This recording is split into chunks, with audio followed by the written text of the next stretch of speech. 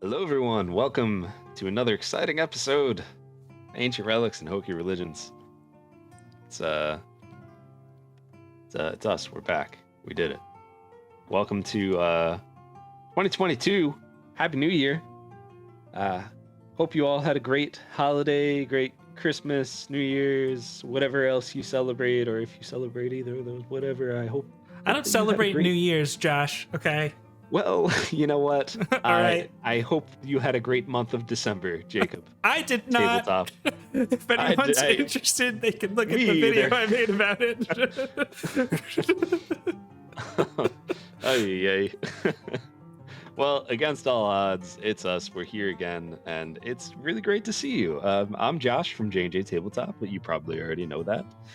What you might not know is the rest of these fine people. So I will have them all introduce themselves, starting with Michael. And Michael, if you could just tell everybody who you are, who you play, and if Mac has a New Year's resolution, what would it be? And if you can't think of anything, then that's fine. So I'm Master Yoda. I am everywhere. My real name Michael. Most people call me Yoda, but whatever you choose, it's all good to me. Even been called David recently, so go for it. I play Mac, as he kind of mentioned, and Mac's New Year's resolution would be probably to get less blood on his clothes when he kills people. He wants to get cleaner. All right. Oh my gosh. So yeah. not kill people. Just don't make a mess when you do. When you're an assassin, but you're also an HSP. You're like, oh my god, my hands are sticky from all this blood. That's what he really wants to work on this year. Well, as they say, cleanliness is next to godliness. So. Well, I want that for him. Jake, you wanna go next? Sure. My name is Jake, and I wanted to make some kind of a play on the word what I play, and I play all the ladies. But that pretty much was the reaction I was expecting. So I'm really glad I didn't do that. My name is Jake, and I play Vale. The man gets one compliment on YouTube. Well, actually, it wasn't from a lady. So, yes. It's even better. That's it, yep. Anyways, can you tell how much I've missed this and all of your lovely faces and names that I'm seeing in chat? Yes, I play Vale, who is the Elven Fighter Warlock, and if Vale had a New Year's resolution, it would be to be a little more selfish. Let's see. Let's throw it to Izzy, because it's always fun to put her on the spot. So I'm Izzy. You could see me on JNJ's other campaign, Dragon of Icespire Peak. I play Melly. She's a divine soul sorcerer, Asmar. And her New Year's resolution, I think, would be to be more assertive with her own opinions.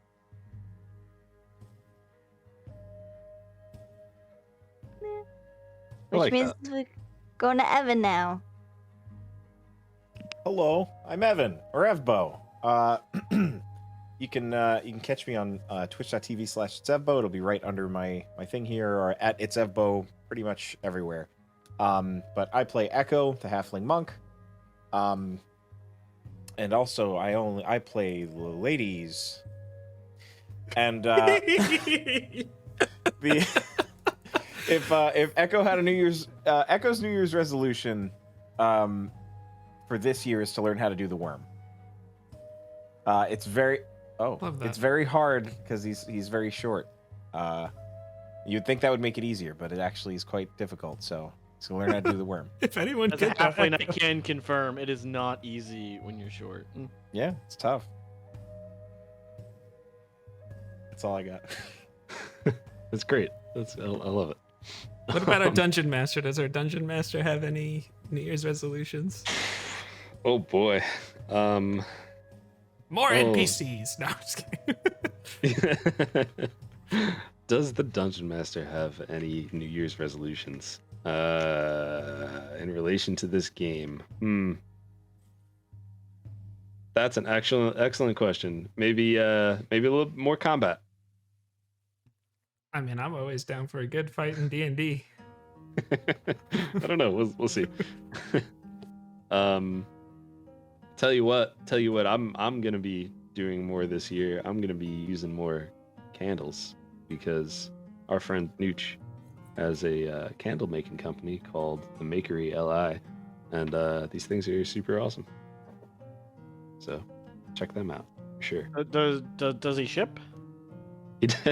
He does ship. Oh, okay. Let's see. I just shipped Actually, my you know what? pants. Oh yeah. Mm-hmm. I shipped my pants.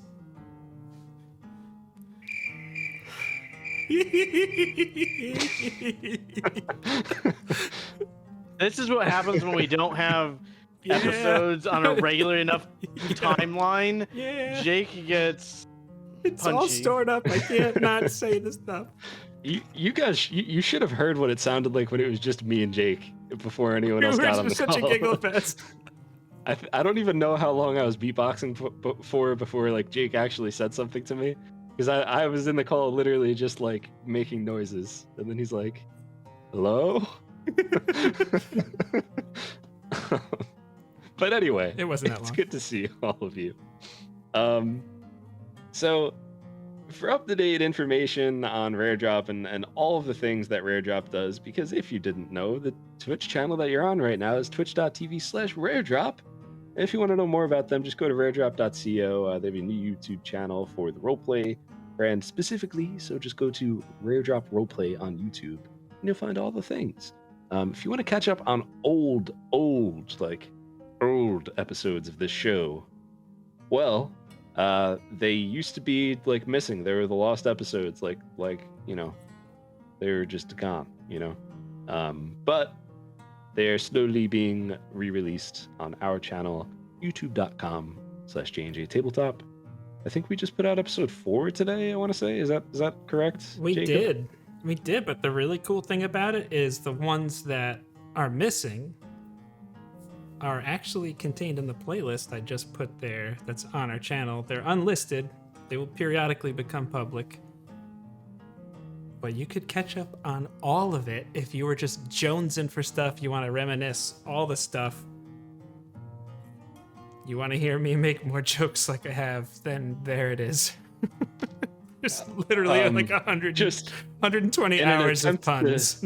In an attempt to do some damage control on what Jake just said, that's a very small minority of what is said on that. Most of it is fun tabletop content, and then sometimes there are bad jokes from all of us. But rest assured, if even 1% of the content is, that's a solid hour and 5 minutes. I bet you if Skelly Oh, wanted man. to, he could do an hour long of puns. As soon as you said that, that's what I was From thinking boom too. boxes. That's what Oh my she God. saed. Holy crap. Jeez, yeah, that's crazy. Those are my two favorites, But- by the way. Those were very good. But wherever you guys are watching, oh wow, Evan just said something in chat that he wish he would have said out loud. Finding a needle in a nut stack. That Oh was my a good gosh. one too. I forgot that one. Uh-huh. Oh boy, wow. Yeah. So anyway, wherever you're watching or listening to this train wreck of good times, be sure to drop a follow or subscribe or you know, whatever is relevant to, you know, however you're watching this. You know, drop us a like, drop us some comments. We always appreciate talking to you all and all those things. So there's another thing. There's the thing that I like to call JnJtabletop. And JnJtabletop is something that I'm gonna let Jake tell you about. I forgot that this is the part I usually do. Yes, JnJtabletop. I could do it, Yes. but I'm so distracted by this No, it's all good. Grapefruit and mint candle. Enjoy the candle. JNJtabletop is a YouTube channel that Josh and I started, and you will see all of these lovely people here along with us there. And no matter how much experience you have, simply put, we just want to help you get the most out of your D&D games. And even if you don't play D&D, you play a different tabletop role-playing game, we're going to help you there. We have how-tos, podcast-style discussions, reviews of different books and things that came out. And we even got a Twitch too. That's the way I'm always going to say that from now on. And normally we do have new videos every week. I actually just recorded, it's probably going to release on this Wednesday. I recorded a how to build Captain America. If you were going to try and play out that fantasy in your games, I might do a whole series on a few of my favorites there. So yeah, go to youtube.com/JnJtabletop, hit the subscribe button, hit the bell, all that stuff. And yeah, it's going to be fun. Back to you, Josh. Thanks, Jake. Tony. What's that? I don't know what that is. Well, it's been fun. So we'll see you next week, everybody. It's perfect that the song ended at that moment too, right? Oh man. All right. Well, the only other thing I didn't mention about Rare Drop is they have another show on Thursdays, so be sure to check out that show with Captain Robert and crew. A lot of fun stuff going on over there. And let's see. Clip your favorite moments from tonight, because if you clip your favorite moments, it's this crazy thing that happens that it's almost like Skelly made, like that really cool like highlight reel, right? Except you all of us, we did the work together so that Skelly doesn't have to go through 130 plus hours of content. So because he did say he would do moments. He did. Yeah. Yep. No, but everybody just clip your favorite moments, because it helps with everything, and then we like to go back and watch, clips of us saying silly things so we could laugh. Nia wants a Tony Stark video. I could definitely do that. It's more than just like mechanics though too. It's about like personality, ways to help get that kind of a play experience as a player. So. Mm-hmm. So all of you people who are about to say artificer, well, it's more. There's more than that. Yeah, that'll be in there because I couldn't not. Yeah, of course. All right. So I don't have any questions or anything else that we need to mention or go over or anything like that. I just kind of forgot where we left off, so I'm really looking forward to your recap. I will do that thing. Yeah. Okay. Well, I'm going to take a sip of this really good tea first. I actually have a funny story about this. This tea that I made, it's still good, but I was supposed to use two teaspoons of loose tea, and I used 2 tablespoons. So that's the same thing. So that happened. Anyway, that's the type of energy we're going into tonight with. So, several weeks ago, on Ancient Relics and Hokey Religions, our group had just been through some stuff. After a little bit of time in Uthadurn, really just trying to get to Echo's hometown of Bysace-Teal. There was a lot that happened. I mean, essentially, oh boy. All right.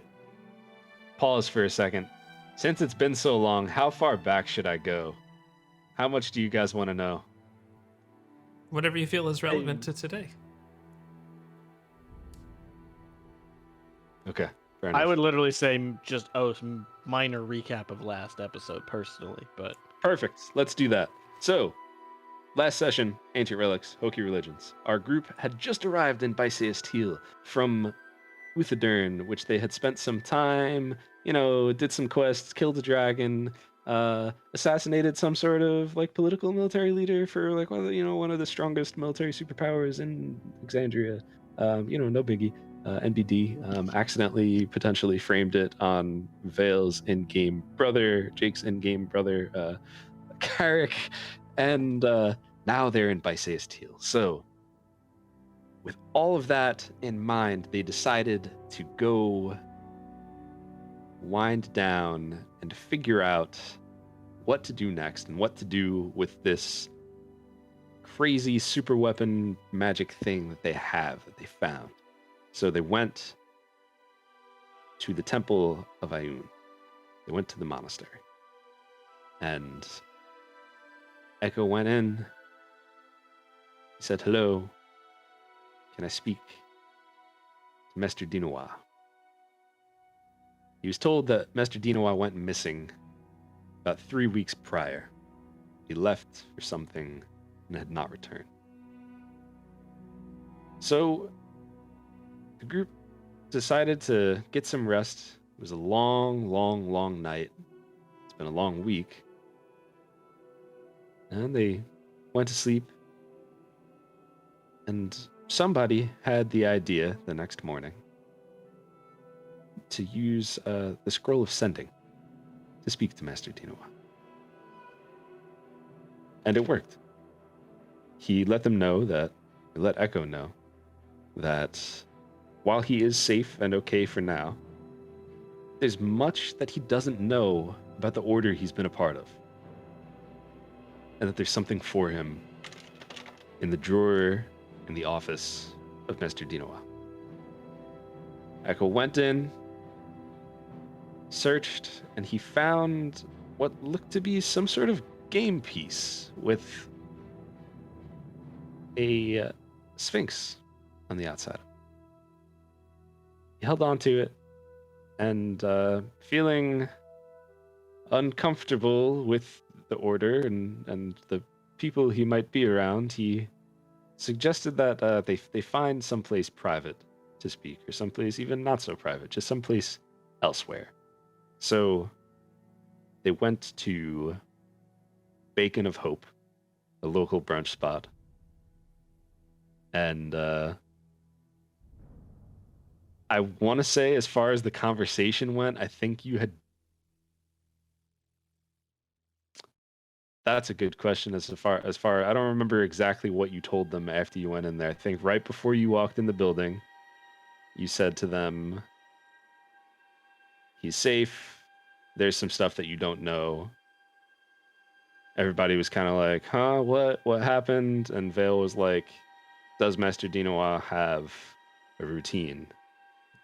And now you guys are sitting at a table, and the waiter is gonna walk over and just say, "How's everything? You guys need anything? Is everything good? Are you're all everything fine? Everything good?" Because if you remember correctly, last time the person kept interrupting.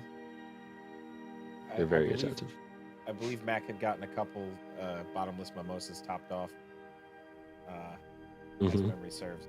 And I had also mentioned that Mac did not drink at all. No? Someone did. No. I could swear it was Mac. No, she was just coming back to like refill, but like no, Mac was not drinking at all. Oh, okay. Sorry, like I that was one thing I specifically even made a note of.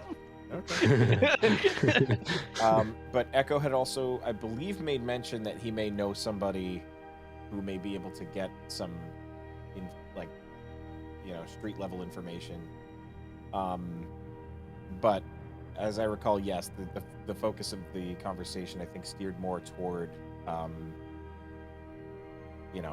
what does he tend to do? Like, what is his routine, and is there can we figure out where he went, kind of thing, if I remember right. Does that sound about right? Sounds about right to me. I think so. Val has not. He's picked at his food and maybe had a sip of his drink, but he hasn't. Anyone's paying attention to that. What kind of food? He's got an omelet.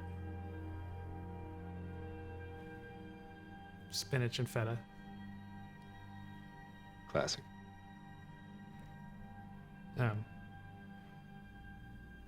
I think he's just kind of sitting there, brow furrowed, just in thought.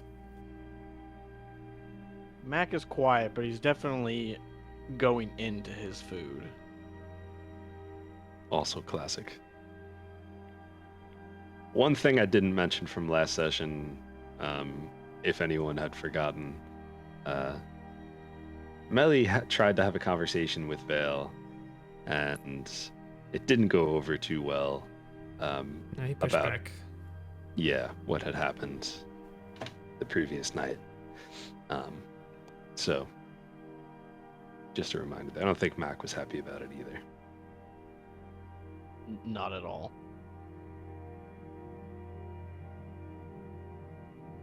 Is the waiter still waiting there expectantly? Yeah, the waiter's just like kind of standing there like awkwardly. I think Vale just looks at the waiter and awkwardly looks at him. Well, just let me know if you need anything else. I'll be right back to check on you. Thanks.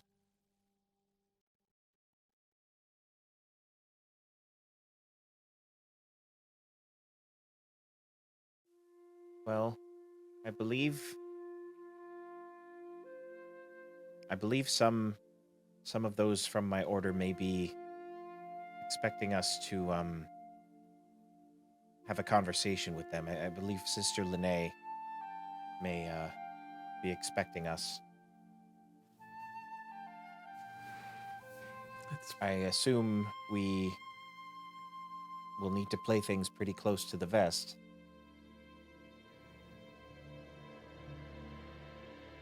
What exactly did he say to you again? I'm just having trouble concentrating today. That's going around. He said, and he'll like unfurl the note and try to like hold it in a way where he can kind of make out some of the lettering on it, but he doesn't want to hold it up to the light. Sorry, and he holds it and kind of shows everybody that there's like nothing on it. Echo, if you're reading this, it means I must have left for longer than I thought. There's a token inside for you. It has always brought me luck and opened doors that otherwise might not have been open to me. The Sphinx is a guardian of knowledge and secrets. It reveals them only to those who are worthy. And Echo, you have always been worthy. I hope I'll be seeing you soon. Dinoa. Besides that, when he spoke to me with the spell, he said that he's safe and that there's much that I don't know about our order. I don't know if that means there are dissenters or if maybe there's... I don't know. I don't know what I don't know. Seems like we live in that place. I mean, that definitely sounds like that there's something shadowy going on there, and he doesn't know who all is involved at the moment. Although I think that's certainly possible, it seems rather non-specific to me, at least, although you had his actual voice in your head. You know his inflection and thing. Just a quick note. He read that off the note. That wasn't from sending. Well, sending... I mentioned sending was where he said there's much you don't know about our order. That was specifically when he said that. Yep, that's my mistake. Sorry, Jake, continue. I was actually going to ask, would I have gotten a specific... Is there a way, I don't know, can I make some sort of roll to try to recall that? The sending insight check? Yeah, you could roll insight. I love that. But you have to use Izzy's modifier. No, I'm just kidding. That's fine. I'm just kidding. All right, let's see. Insight. Ooh, I'm actually good at insight. Never mind. Do something else then. I mean, it wasn't great. It was a 15. 15? Yeah. All right, and remind me again, like, what exactly are you trying to get out of this? What I'm trying to get out of it is the tone in his voice. More specifically when he said there's much you don't know about our order. Was he like, did it sound like he was trying to imply the thing that Echo's trying to now parse based on what Vale's response to this whole thing was he trying to say that he's in danger? Like, you know, did it sound like he was in danger, or did it sound more like that he had to hide things from Echo? Does that make sense? Yeah. Like he said, like, you know, there's a lot about what we do that you don't know, or there's a lot that I can't tell you because there's too many dangerous ears listening. Based on what he said, and also the type of person that he is, I'd say that you probably would get the vibe that he's trying to tell you that there are parts of the organization that you are not yet aware of, and maybe if you're not aware of them, maybe they're kind of hidden, you know, like that kind of thing. My take on Master Dinoa and it is kind of that if he was trying to tell you that people are not to be trusted, he probably would have just told you, like, they're not to be trusted. Okay. Is that fair? Yeah. Yeah. I think that it makes sense for Echo to have reacted the way he did initially, because he's like, oh, he's missing. Oh my god. And he said that there's like too much going on. And then kind of on reflecting, you know, maybe starts to like really think about the specific wording and the way that he said it. Mm-hmm. Is I think having a better understanding of what was said to him. Okay. I think maybe he was trying to tell me that there's some sort of bigger picture with my order.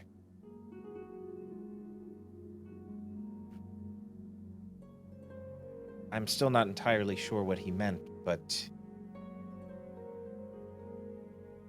And do you think that there's anyone else in your order we could approach and talk about this that might know or be willing to open up with what you currently have?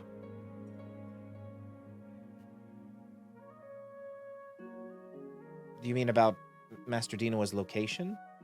No, more about what he's talking about and where we may need to go next to find this Sphinx. I don't know. We lack information. I'm perfectly fine to follow your lead, and there's nothing wrong with playing our cards close to our vest, but there's not a lot to go on as far as finding him, which is the goal. No, you're right. Well, I think that the first thing we should do is speak to Sister Lene, and maybe we can get some sort of idea of when he may be coming back or something. I just wish I knew more about this. He holds up the coin. And why he gave it to me and why now, and what this is supposed to reveal. You had a very non-specific quest when we met. Do you think this might be just another step on that quest? Maybe you're like ready for something now that you've completed your first task? The thing about Master Dinoa is that he rarely speaks in a straightforward way. And after knowing him I think he does it on purpose. To be rude. He's been around a long time. I think Oddly, that he's- makes me like him. I don't know why.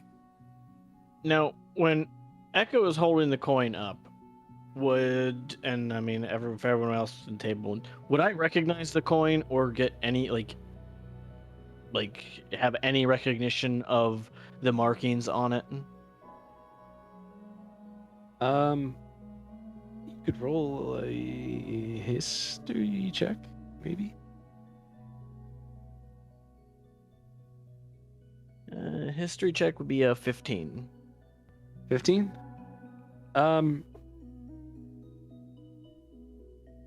You don't really know much about it. It's kind of, aside from just face value, like it appears to be like almost like a checkers looking piece. Very old, looks nice. Nothing aside from the obvious, Okay.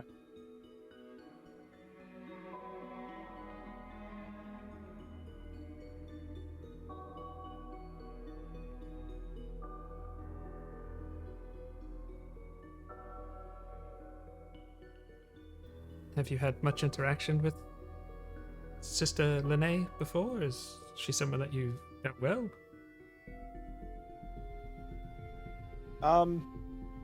That's a good question.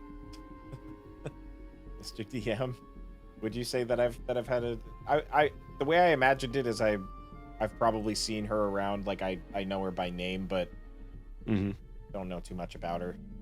I'd say that's pretty accurate. Acquaintances. Yeah, like you definitely over like friends, you, like I know her and yeah, friendly you enough, you but know her if you see her, like hi, how are you, like that kind of thing, but nothing yeah, No one in your order has the title or nickname of the Sphinx, do they? that's a good question. no one in your order has the title of no one. I will say no one that you know of. No one in your monastery has the title of Sphinx. Because I almost wonder if we're not supposed to present that to someone, and that will be what allows you to find out more about the other parts of your order. You honestly may be onto something there, Mac, but there's nobody I know of in my order with that title or name. But I think you may be onto something. Like I said, he's never straightforward in his speech. So,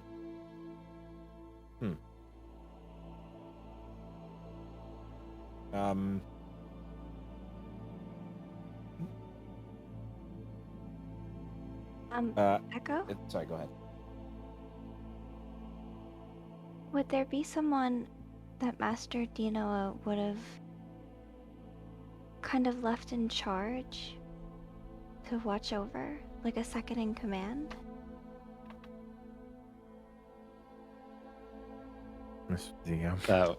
That that would be Sister Lene. Okay, I figured. I believe given the circumstances, that would be Sister Lene.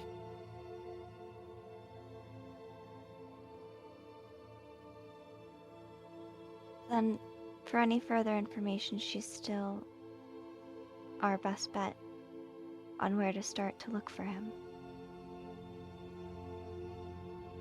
Yes. I don't feel confident being too straightforward with her, but if anyone's going to be able to help right now, at least to get some more information, it's the only thing we have to go on. Even if it's to keep up appearances, if that's necessary. One step Yes. at a time.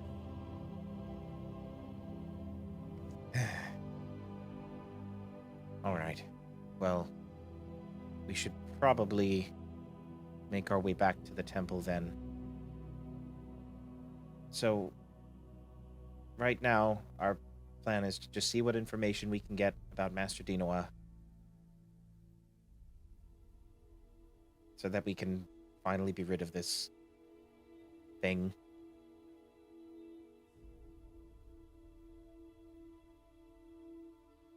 Sound about right? I'll follow you. Mm-hmm. Sounds good. So I imagine Echo would go to raise his hand to get the attention of the waiter so we could get our check, but I imagine he's already standing directly where he turns his head to be. Uh-oh, You're muted. Oh, Sorry, it actually takes a couple minutes. Like, Perfect. Of course it does. That's so like you're trying to get their attention, and they're just like it appears like they're having a conversation with someone in the kitchen. Like you could half see the waiter, but like he's just not paying attention to you at all. Oh, goodness. Like if you're patient, eventually he will like and be like, oh yeah, yes. Did you need another refill? Actually, and he does the little signal for the check. The check, please. Oh, okay. Can I Oh, interest actually, wait, you in I've always any wanted to say breakfast this. desserts? Check, please.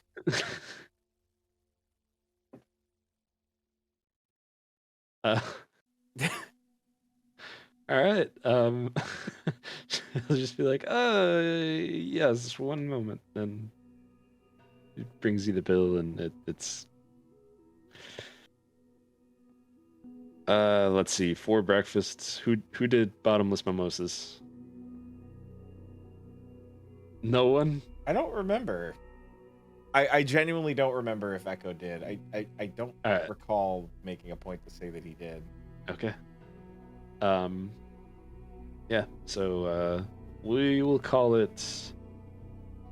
In total, it'll be 1 gold piece. Okay.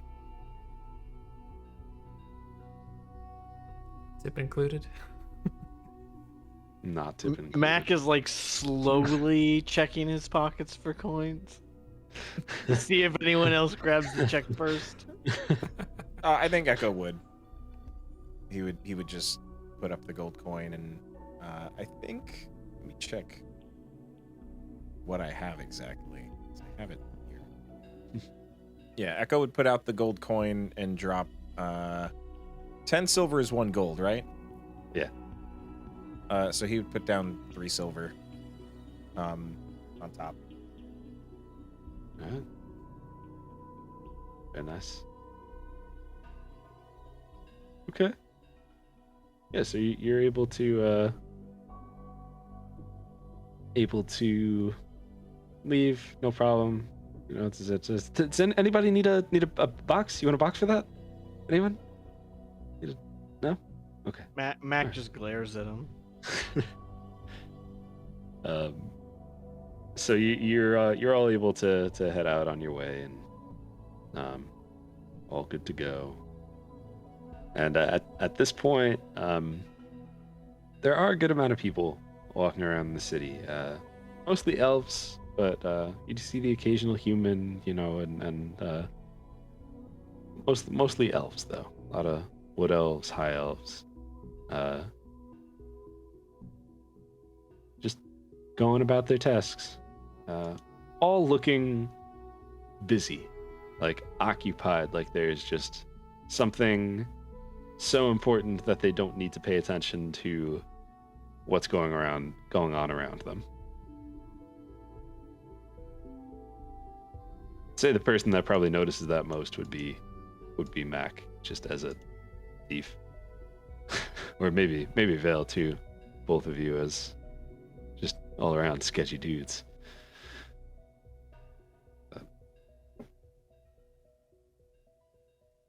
Feels Does it weird seem- being back here. I was gonna say, does it seem like it's a certain nervous energy about them, or it's just they're busy? They're busy. Yeah. I would imagine so. Does it feel busier? Like, describe this. Is it like the difference between like New York and any other city where like you could basically do anything and nobody would notice? Pretty much. Or like not notice, but nobody would care. Yeah. Yeah. It's strange. We've been out so many different places for so long to be home. It's comforting, but it also feels like this place just doesn't really care. And I think that's why the temple stood out to me when I first got here.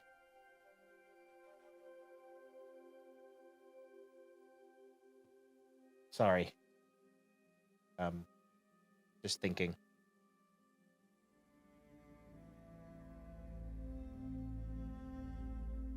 No need to apologize. I mean,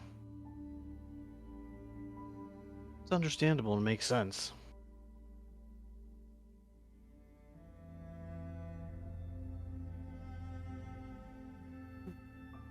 As you're walking around through, you pass by bookstores, armor places. There's a weapons blacksmith place as well. Another place that seems to just specialize in all sorts of trinkets, fancy clothes, and takes you a little bit, as the temple is kind of on the outskirts of town. But you do make it back there, and everyone is kind of about their tasks. Some cleaning going on, people practicing their martial arts. There are those reading, all sorts of what sorts of things, like in like, we'll say like late morning. What kinds of things would we find people doing? What kind of tasks would we find people up to? Late morning, I would say is like first thing in the morning is you do your, your sort of chores, like like the little, things around the temple. But by this point, it's martial arts. It would be more like an exercise than martial arts training. Which martial arts training would be, I would say like mid to late afternoon, because it always ends with dinner. Everyone all like bruised up and eating together. So yeah, it's exercise would be the thing right now. It's training, but you can tell that it's more of a focus on like the aerobic side of things. Very nice. So those are the things that you see happening. Mostly training.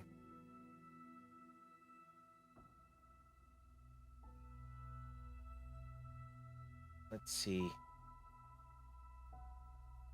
if we can find Sister Lene. I do wonder where she's working out of, because would Echo have any idea where Lene might be like working out of? Where do you think Echo would think she's working out of? Nobody else has offices, so I think he might be, because like nobody else really has offices, but I don't like Dino doesn't leave super often, but he does leave on occasion. I don't think she would work out of his office, because it's just, you're not really allowed to do that. So the library, I think. That's exactly what I was thinking as well. But when it comes to your monastery, I do like to ask you those sorts of questions as well. It's appreciated. It's fun world building. But yes, she is in fact in the library. There's kind of like a desk aside, not really her desk, but she's got various papers and kind of books open as she's just doing some reading and general research. The library. Let's Are you okay if we go, or if you don't, I can go by myself. I don't know. I'm not sure. Do you think it's something that you should do alone? Like, if they know and they see that coin, do you think they'll only talk if it's you, as opposed to all of us together?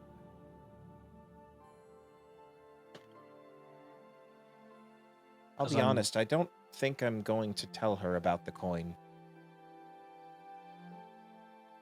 And my only reason for that is that I don't think he would have given it to me in a secret envelope in his desk. And his voice now has Echo's trying to, be less obvious now.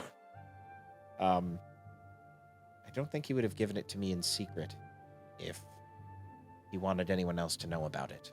So,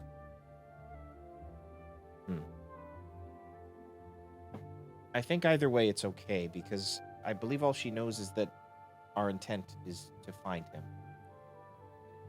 Which is the truth.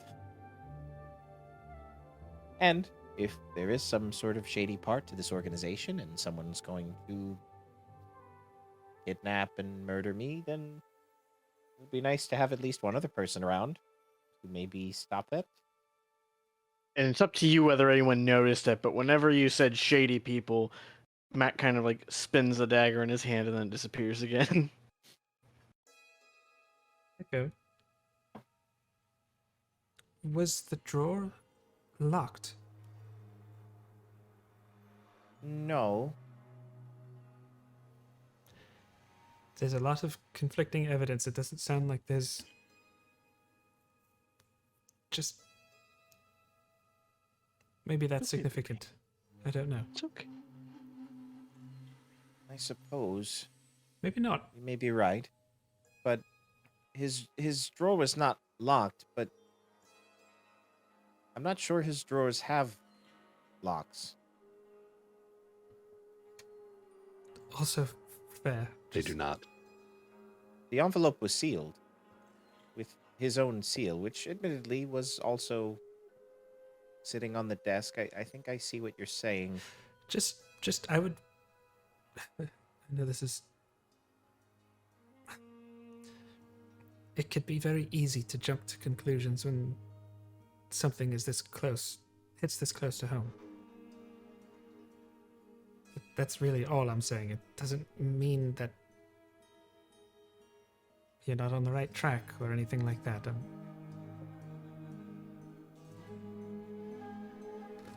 I don't know. I'd like to have you all with me. If that's what you You've like. just shown me why. I'm not the only perspective in this group, and if you all weren't here right now, despite what we've been dealing with, who knows where I'd be right now, running off into the wild unknown, looking for an old man who may not want to be found. You want us there, we'll be there. Exactly. Then to the library? Lead the way. Echo leads the way. Out the door, 3 steps to the left, and there we are. No. We've been there the whole time. Vale is going to let the other 3 move in front of him if they let him. And then take out his copper wire. And he's going to cast message to Mac. He's okay. I'm very curious if this Lene also has one of those tokens. But depending on how the conversation goes, I don't know if that's something maybe you would specialize in. And you just Now, hear this if I whisper. If I speak back, only I can hear Would- it.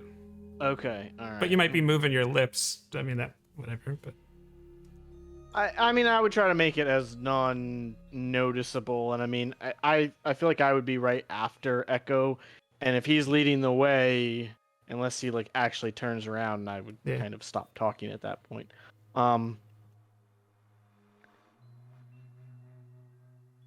The only question is to where it would be, whether it would be on her person, or if she would have it in an envelope like he did as well.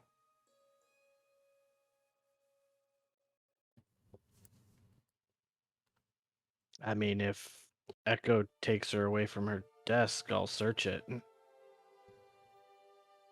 think he just responds. Just a thought. And you just kind of like see me nod up and down, like Yeah. as I'm walking. I see the back of my head, just kind of like, yeah. Mac do be doing that though.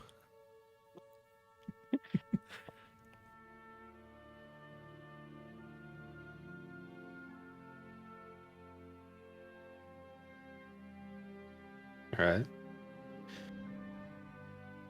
Yeah, so I mean, you're easily able to find the library, and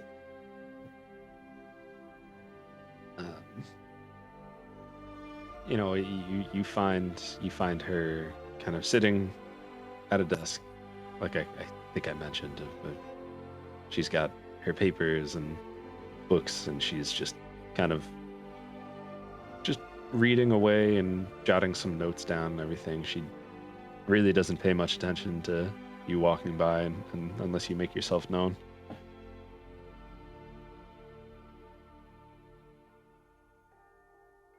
Yeah, I think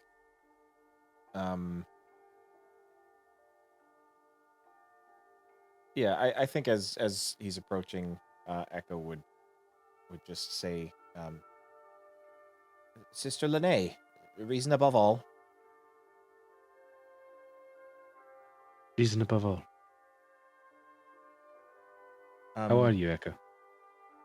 I am. Well, I've been better.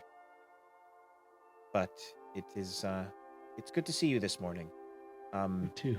But Echo, if I might ask, why did you cut your hair?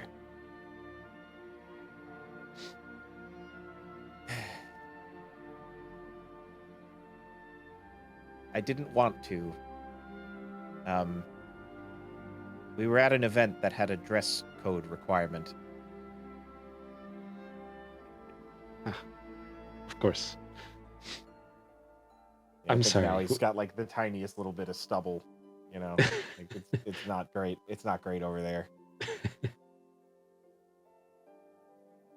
I'm sorry. What you were saying? Have you, by any chance, heard anything about Master Dinoa? I have not. He told me before he left that he just needed to go. There was business he had to attend to, and he shouldn't be alone. Now, granted, he didn't tell me how long was too long. You know how he was.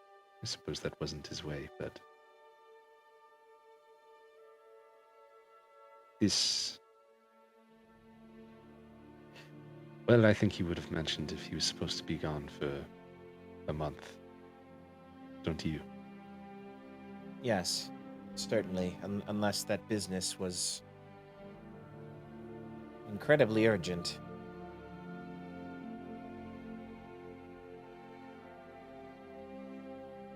I suppose. As luck would have it, using some magic, we were actually able to reach out to him. It was a short message, because unfortunately, that was as strong as the spell as we were able to cast. But I've confirmed he's all right, and that he hopes to see us soon, but he was not able to say where he was.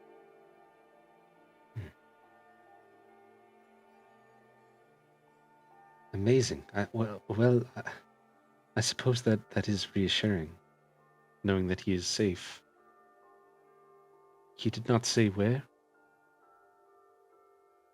He did not. Did he say what he was doing? He did not.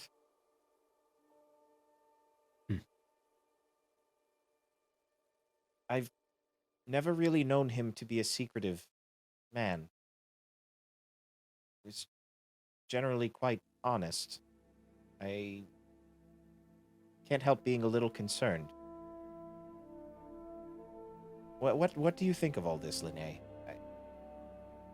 I need to know honestly. What do you think?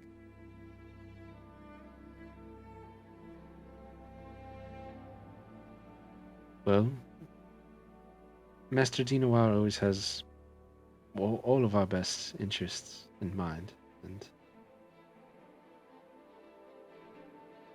you're right. I've never known him to be secretive sort either.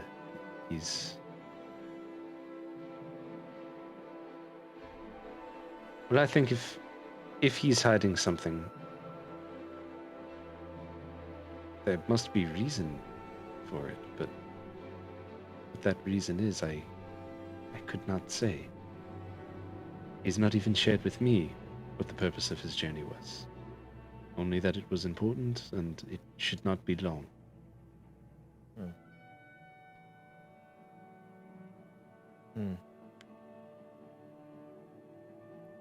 I think Vale tries to position himself in Echo's view, kind of looking like he's asking permission for something.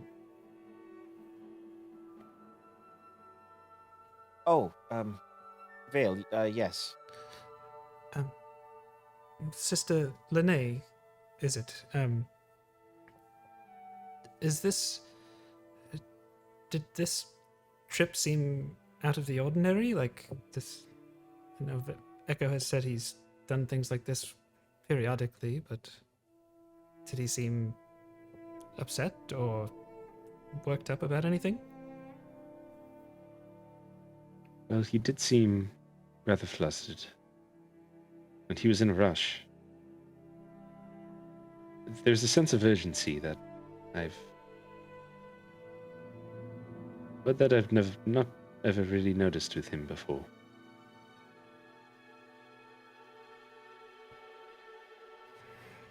Just shot in the dark, did he recently receive any correspondence that you're aware of, or anything like that? None that I know of. Okay.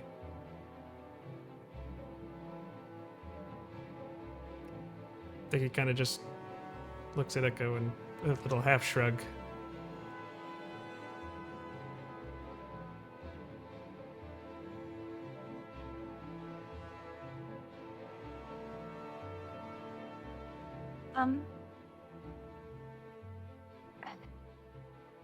Do you know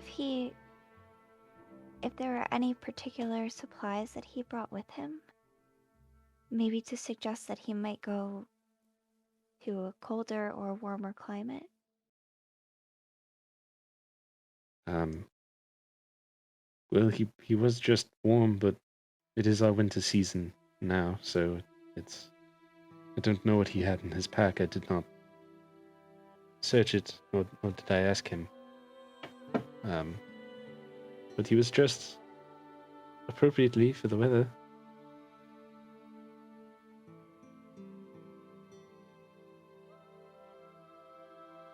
Okay.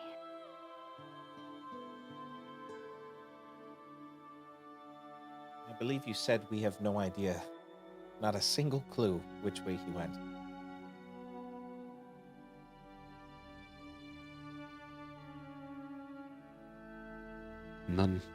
None that I'm aware of. He really didn't give me much to go on. All he said was This is important and shouldn't be long.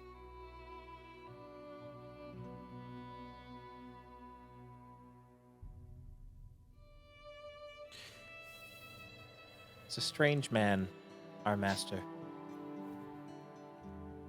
But a good man. Is she Wish still he wouldn't- sitting down? Oh, sorry.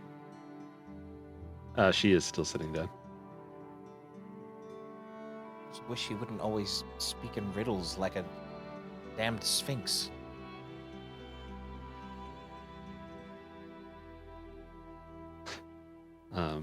Nice.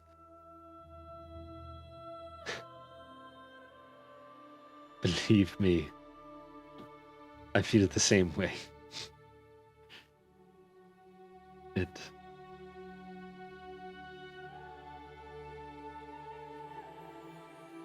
I know we're the guild of mysteries and secrets and information, but little bit of straightforwardness would be nice every now and then.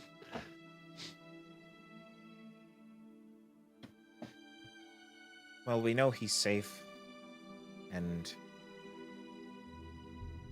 I suppose all we can do for now is wait.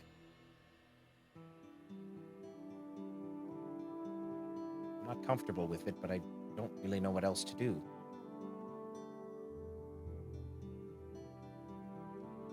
No, we haven't had any strange visitors, and nothing to indicate.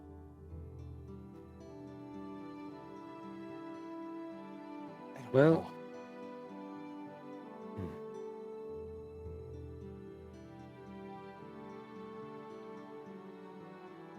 Strange visitors.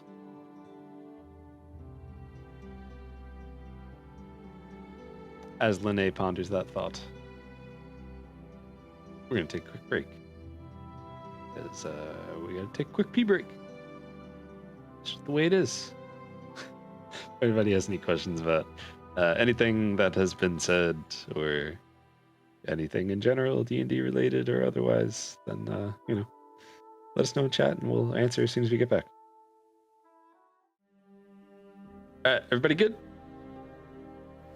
Indeed. Yes. How's Snowflake? I saw a tail walk by. Not, well, you know what I mean. She is doing great. A little feisty. She's going after my dice. Yeah. Your new dice. All the dice. Very nice. It's always good. It's always good to have Snowflake on camera. When she loves to sit inside my dice, where I roll my dice. That's where she's at right now. I put a pic in the pets channel earlier about when she was laying in it. Oh, I actually didn't see that yet. For anyone that is in the J&J Discord, which I highly recommend. Yeah, you should definitely go on Discord and I'm pretty sure she qualifies as a nat 20, so Pretty sure, yeah. rolls are gonna be great tonight. All right. Well, yeah, I think we're good to get back into the swing of things. Into the thick of it. So, you had asked if yes, well, there's another cat on the camera right now. It's Draven, Dr. Dre himself. So you had asked Linnae if anyone out of the ordinary or like anyone visited. Yeah, implying like, did anyone weird show up? Did Ganondorf show up right before the, right before the gate to the Temple of Time opened up and the Triforce got stolen? No, because that timeline doesn't exist because. Correct. Yeah. No, the adult timeline doesn't exist. The child timeline does. Shoot, you're right. Okay. Yeah. The timeline where Ganondorf 1 is the one that exists. Okay, all right. So, so she just kind of says to her, she's kind of like thinking, and she's like, I haven't really seen. There really haven't been visitors. Although Master Dinawa did go into town several times, actually. Used to go in every now and then, but we went quite frequently the past 2 months.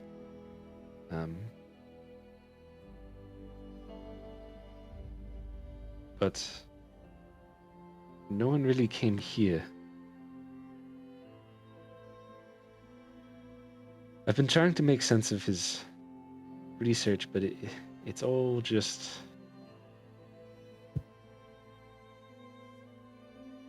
Well, just exactly what you'd expect. He's just...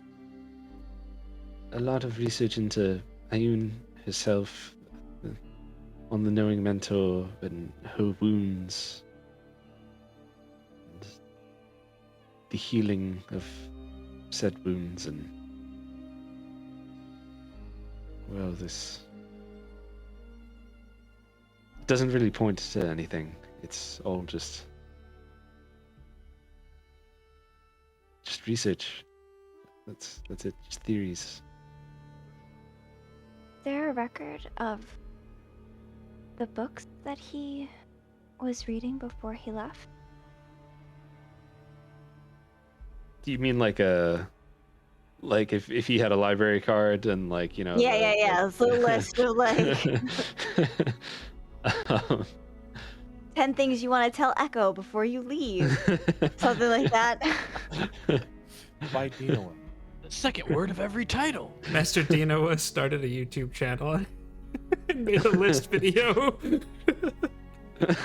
What's up, YouTube? It's your boy. Oh boy. Oh, man. That's great. There's she'll just tell you that there's no such record, and unfortunately, we have no real librarian. It's you can use the books as you will, and as long as they're returned, it's no problems.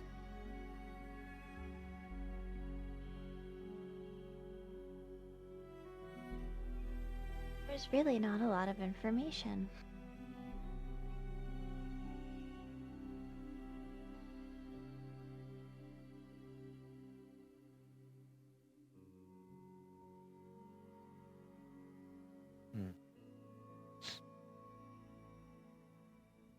I guess I'll just ask, like, I know with Vale's background, she appeared to be, does he get the feeling that she's hiding anything or keeping anything from us?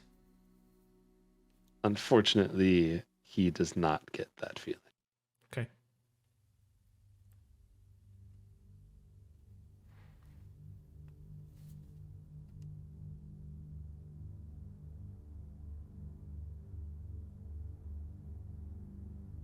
Well, then I suppose all there is to do is wait.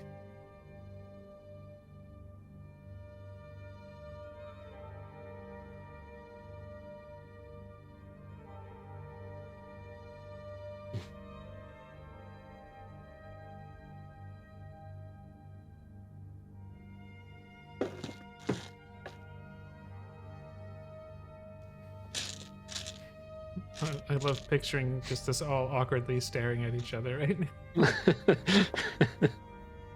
Like it's worse than the waiter. Mm-hmm. Like if the waiter could show up now, that would just be perfect. You guys need anything good on drinks? Big summer blowout.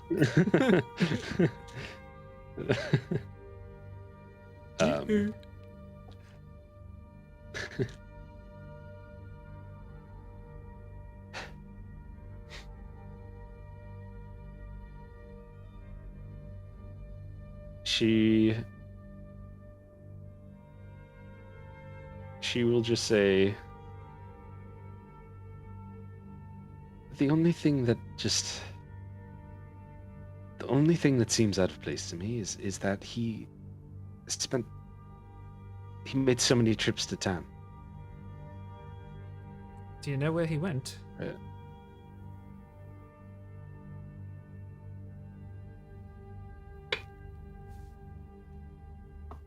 Oop.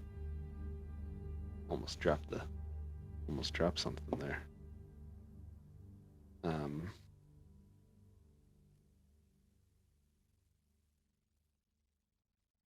Unfortunately, I do not know where he went. He never really shared that with me, but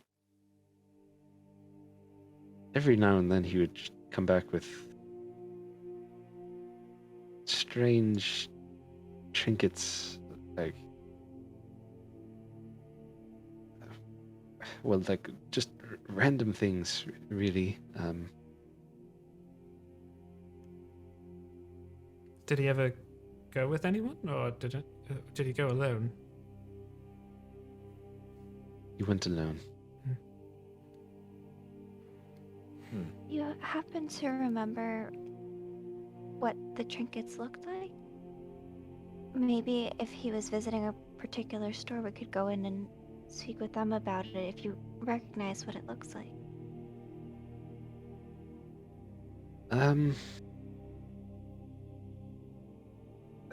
There was one, well, it's all random things. One was, it was a candle that couldn't be lit.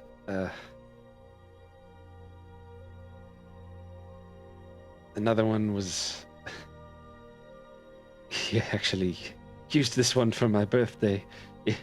It was a candle that you could not blow out. Strange things. An old glass eye. Just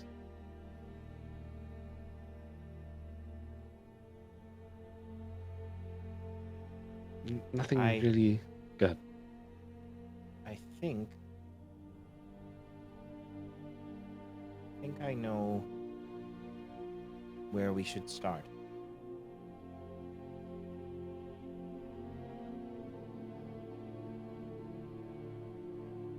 We're gonna go into town and see if we can get any more information.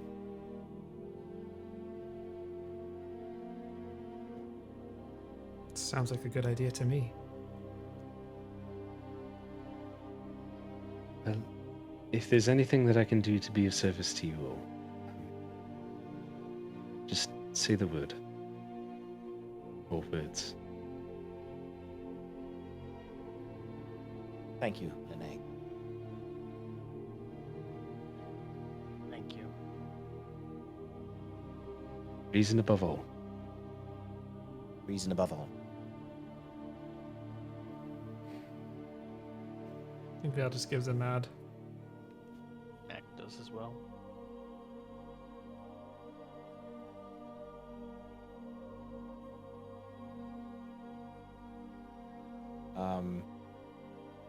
Yeah, I think Echo would probably start leading everybody toward the main hall to head out into town. And as they were getting to the main hall, would just make a point to mention, I think you probably saw it on our way here. But I believe it's a magic shop or some sort of, I don't know, they have all sorts of weird little items. Just like the ones Lene was describing. Val's just nodding. Roll Something. That's it. everyone roll roll survival, everybody.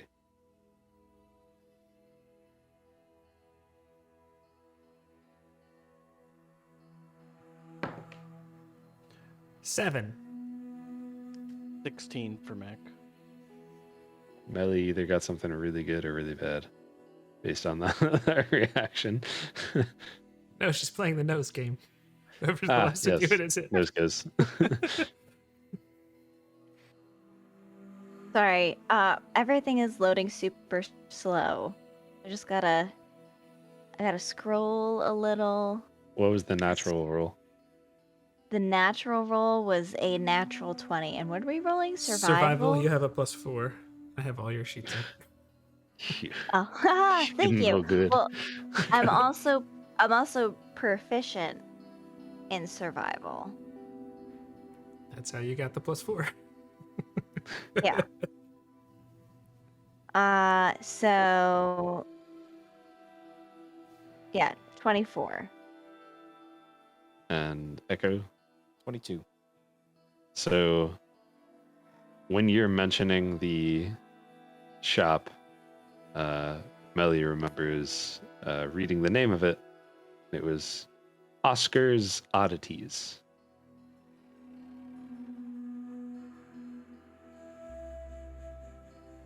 Oskar.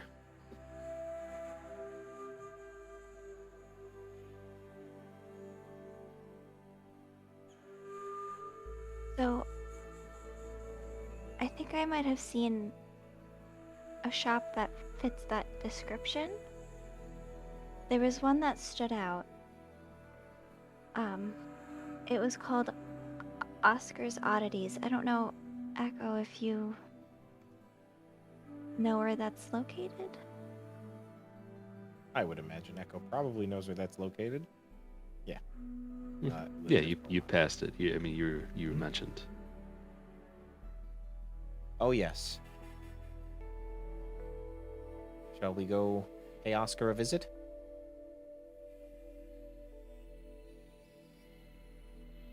Makes sense to me. It's something.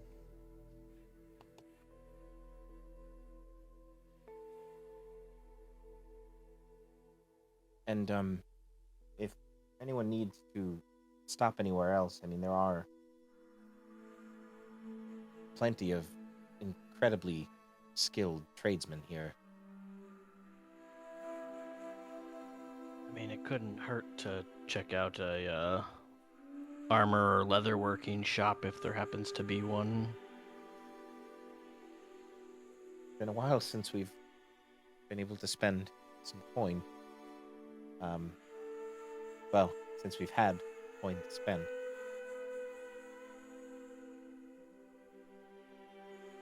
But in any case, we have a job to do. And I think with that, Echo would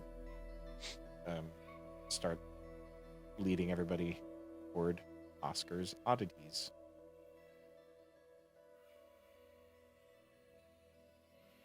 All right. Yeah. So I mean, after yeah, it's a little bit of a walk, you know. I mean, you've been to town. You were actually just in town.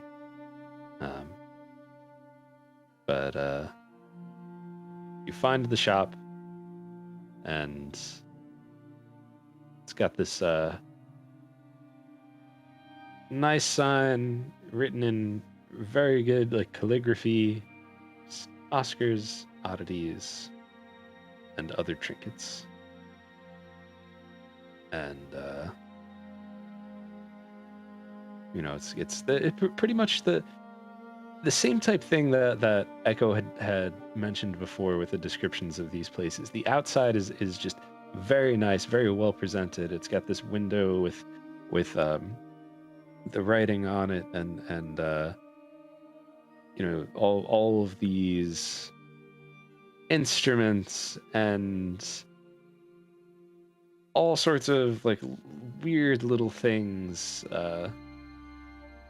just kind of on display out there, and it's just looks very, very nice.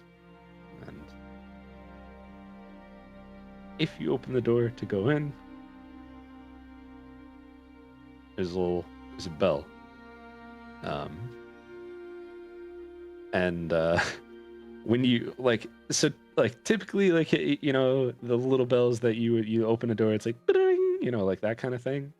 This one sounds like almost like a gong or like a church bell, like a big, like ding, ding, like that kind of like this resonating deep sound that just like doesn't make sense for a little tiny bell that it is. When you open up, there's just stuff all over the place. There's belts, there's wine skins, there's hats, there's a marble sculpture of a tiny elf holding a lute seated on a chair that plays music every so often. There's a tin pot, and the weird thing about this tin pot is it looks like it's the perfect size to wear as a helmet, but all of you kind of get that feeling when you look at it. There's a roll of string that is just kind of smoking a little bit. All sorts of just crazy stuff all over the place in here, like just tons of stuff. It's almost like it's almost overwhelming when you walk in. There's just like a hoarder's place, like the outside was so nice and well put together, and you go on the inside and there's just everything. We're in an antique shop. Yeah, that's exactly what it is. It's like totally what I'm just picturing, a Harry Potter version of that. It's and kind of like a second goes by, you don't hear or see anything, and then a shorter elf man walks out from behind, and he's like, yes, what is it? Ringing the bell? Oh, customers. Yes, it's very nice to see you. Hello, my name is Oscar. And he walks Hello, out from Mr. behind the Oscar. counter and tries to shake like each of your hands, but like he does the, like where he like.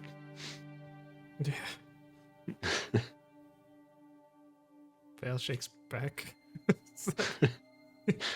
Just with one hand, though. Well, you looking for anything specific today? Actually, I was wondering. I know exactly what you want. Okay. How about? Yes. And he starts like fiddling with things, like going through a shelf. Straight up picks something up and just throws it to the other side of the room. And he will hand you, and like as he goes to hand you this thing, and as he does so, he has this very proud look on his face. Who is this for? Echo? This is for Echo. Yeah, it was like as soon as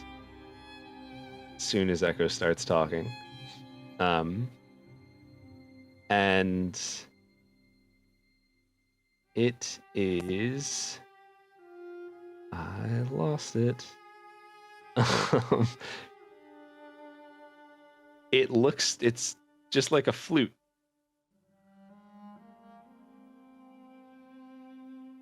Oh. I think that's all he can get out. He's like- just holding a flute. And he just goes, "That's not the best part." And he takes it and goes to play it. And when he plays it, it sounds like a saxophone. Huh?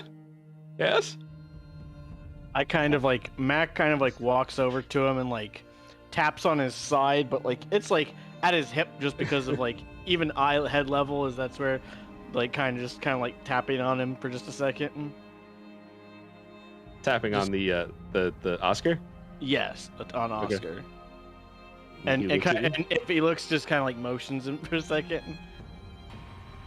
Yeah. He has a thing for sphinxes.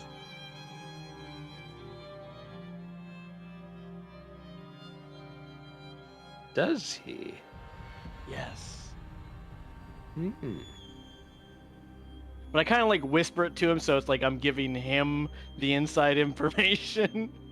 Ah, yes. Of course, of course.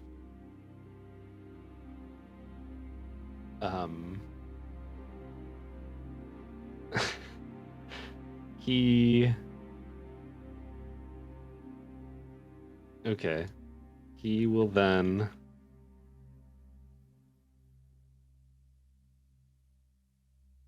Well, he just kind of like he thinks about it for a second, like kind of nods his head and looks at you, Mac.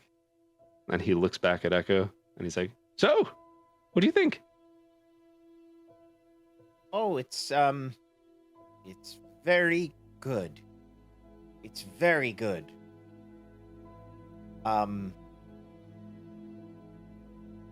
How much would you like for this? How much is it worth to you? I don't like that.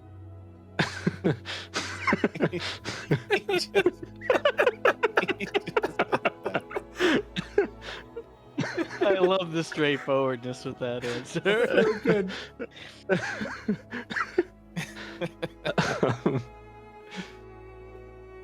Well, what would you be willing to trade honest, for it? To be honest, sir, though I lost mine a while back, the only instrument I know how to play is the dulcimer. So, I'm sorry to say that this flute will not serve me especially well.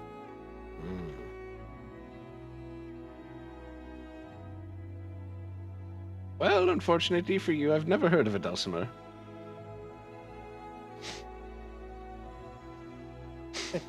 It's all right. I was actually wondering. I have an item that, since you specialize in the unusual, maybe you will have some familiarity with it. And Echo will produce the Sphinx coin.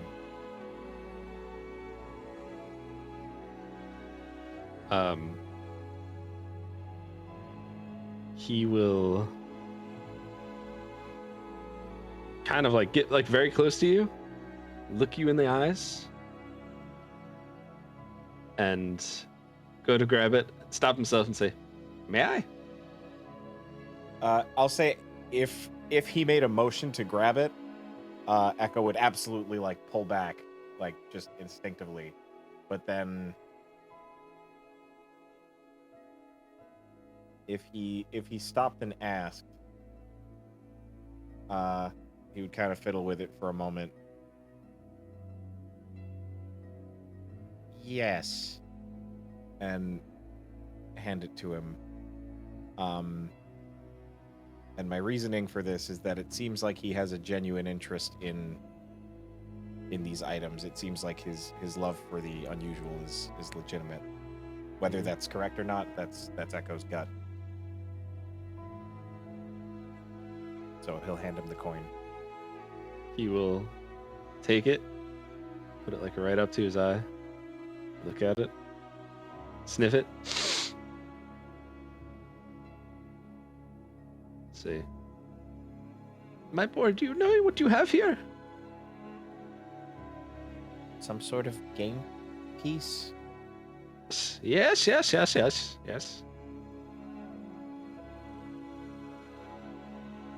Very ancient game piece. A game in which I happen to play monthly with a friend of mine. is that friend of yours named Dinoa? Ah! Yes! Well, he is a good friend of mine as well. I can see that you wear the cloth. Do you not? Are you a student of his? Yes. What is your name? I go by Echo.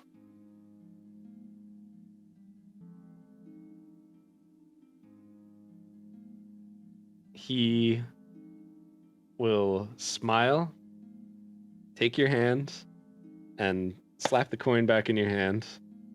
Not like kind of hard, but not like violently, but just kind of maybe like slightly harder than would be like normal, and just kind of like pats your hand a little bit, and he'll look you in the eye and just say, Master Dinoa cared about you well. I've heard very good things about you. On some sort of quest. Yes. You Yes, missed. I was hoping to bring him something that he asked me to get for him, and then I got back here and he was gone.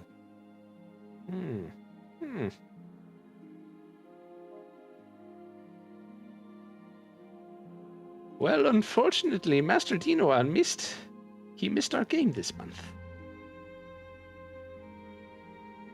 When is the last time he missed a game? Years. He's never missed a game.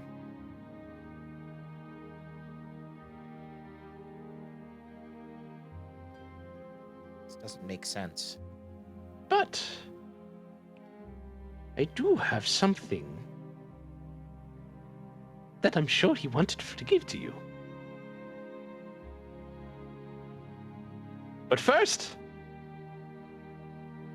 you, who are you? And he points to Melly. So actually, after like the introductions, Melly started to like browse because she wanted to see if she could find anything that was similar to the coin or anything that had a sphinx on it. So like she's within earshot, but wandering around. Okay. So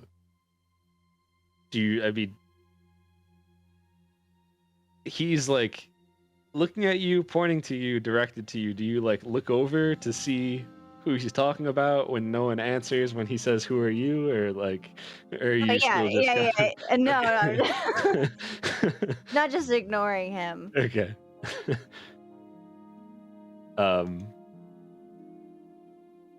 It's like, yes, you. Who are you? I am Melly, one of the people who's been traveling with Echo. All right. I may have missed the mark with Echo, but I have something that you'll like. I know this. And he walks in the back, and you hear like, you hear things like moving around and everything, and then he comes out with a tiara made out of ice, and he hands it to you, and he says, "My lady, go on, take it." Melly will very carefully hold it in her hands. Does anything happen? It feels like cool, not like cold, but like it's cool, and I'll just say, "It'll never melt." Ah! Ah! What do you think?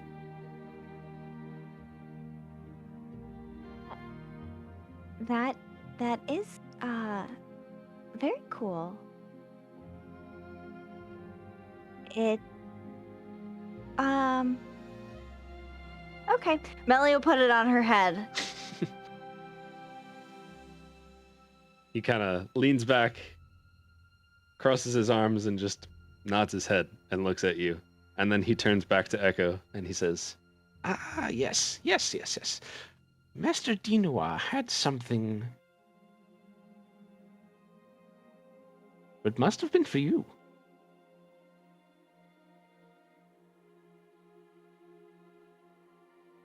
Did he give you this coin? This piece? Echo kind of darts his eyes back and forth a little bit for a moment, and then looks right at him and says, "Yes, he did." All right.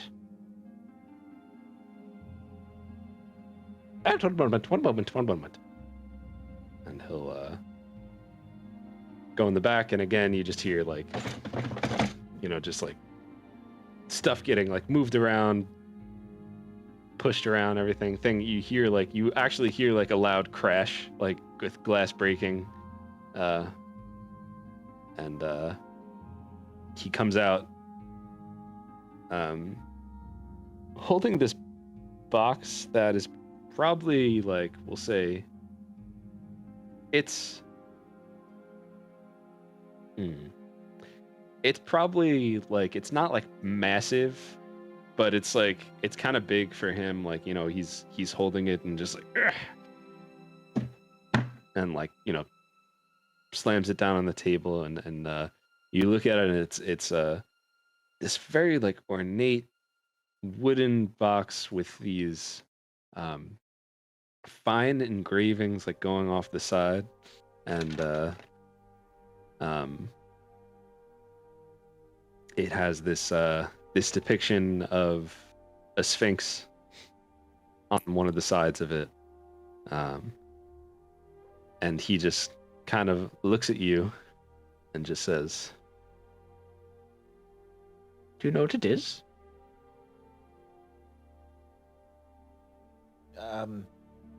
No.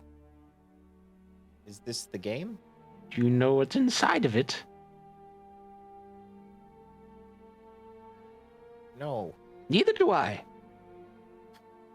Some sort of puzzle box. Echo actually laughs to that. He can hold it back. Even Vale smiled on that one. He just says it's some sort of puzzle box. Dinois was very good at these tricks and things, and well, he said someday someone might come with a token. And he asked me to hold this here for them.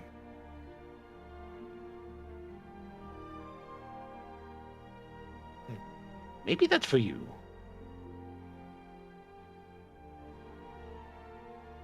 I think so. But I'm not ready to give it away yet. Echo has his arms like stretched out to take it, and is just now there with his hands out, kind of head cocked a little bit to the side. Can I ask why? I have a favor to ask.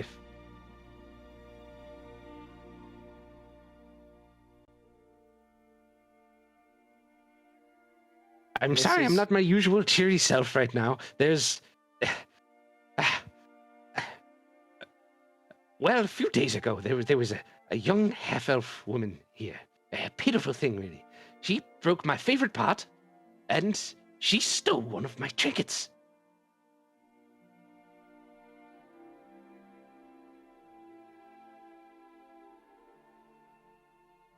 I suppose we can help with that. I mean, this is rather important, though. I agree. It's very important.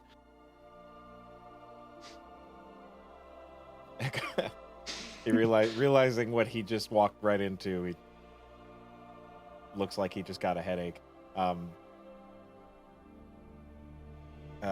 he would look toward the rest of the group and kind of like, did I just sort of screw us over here? Like, anybody got anything to say? Does this trinket that she stole do?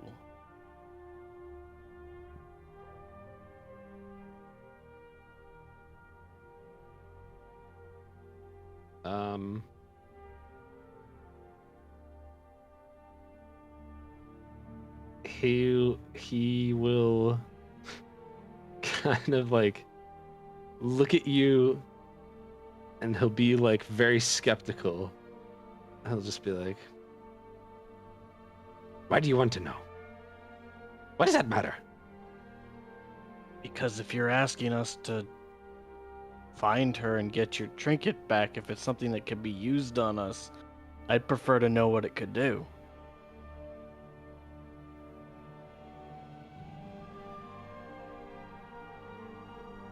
You raise a good point.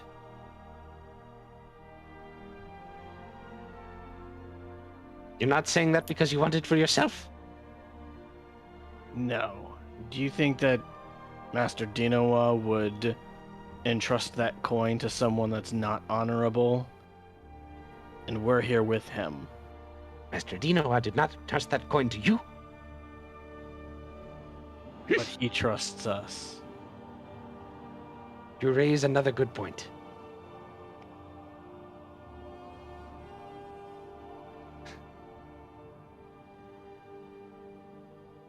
Well, it's not really something she could use, per se. It was an urn that had... It had the ashes of one of the most powerful clerics of all time. And she took it. Do you know how much it is worth? I'm not gonna lie, I don't know the going rate for dead clerics. Well, neither do I, but the sentimental value was very high.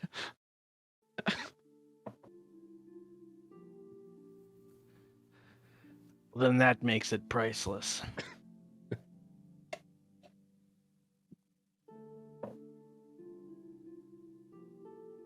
Who was this cleric? What was their name?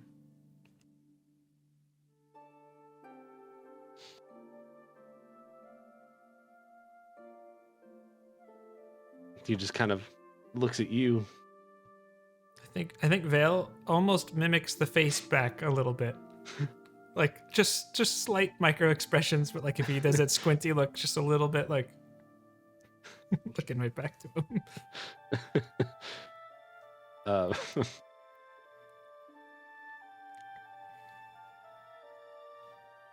he when you when you kind of like give him the same look, you know, and he's like kind of squinting at you and like looking closely, and you do the same thing, he goes, well,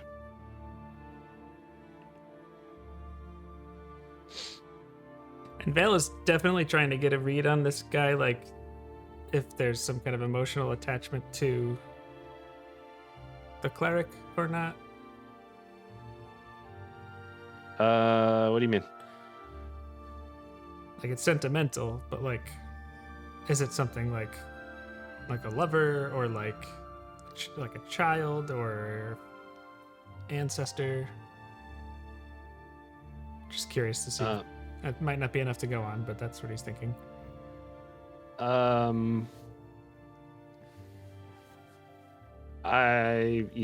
would say you probably wouldn't be able to get like that.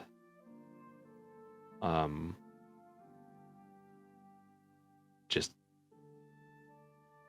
like you'd probably have to ask more questions. Mm-hmm. He says he just pops his face back. So it.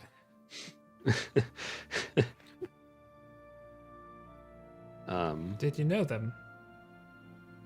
Me? No.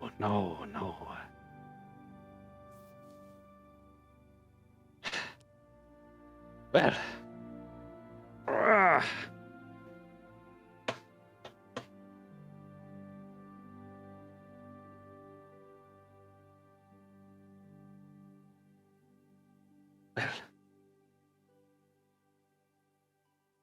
he was one of the clerics who helped Chained Oblivion. If you know what I mean. I'm assuming he means the Unchained Oblivion, but I don't know if Vale would know that.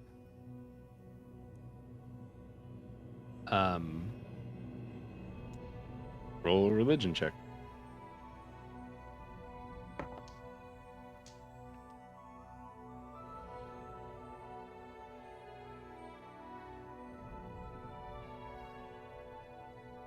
Sorry, I don't know if I was muted or not. I got an 11. You got an 11?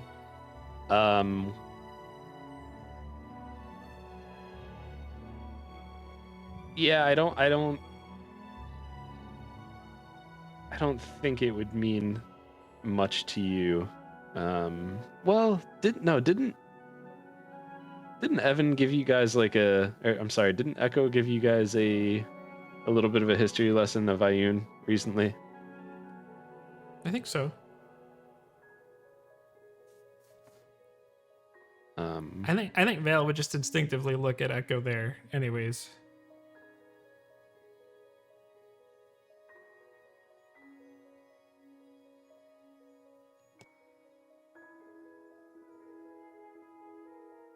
Echo. I mean, does that mean anything to Echo?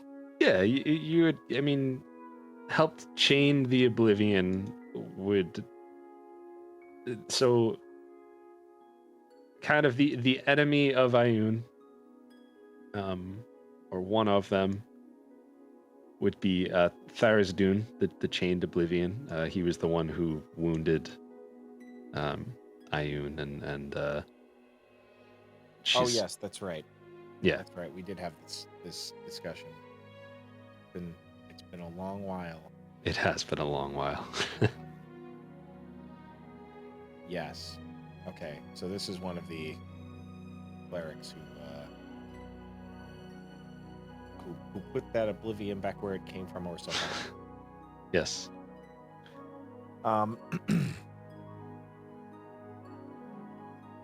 I think. Yeah. So. Yeah, I think then Echo would just kind of brief recap that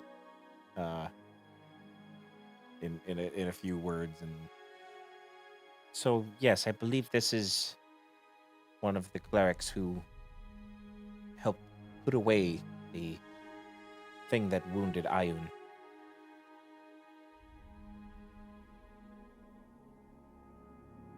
That's what I said.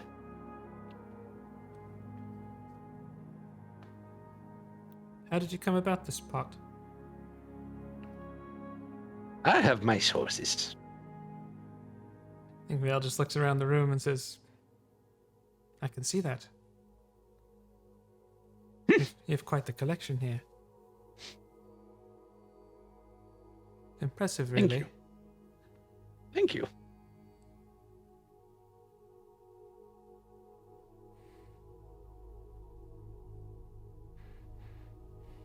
Where's the last time, or do you know where this, have you seen this half-elf before?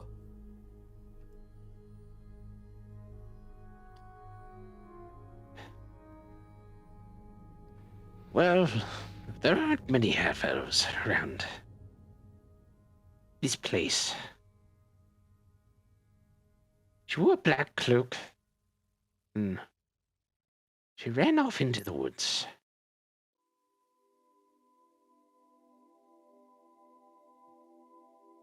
I think again Val would look at Echo.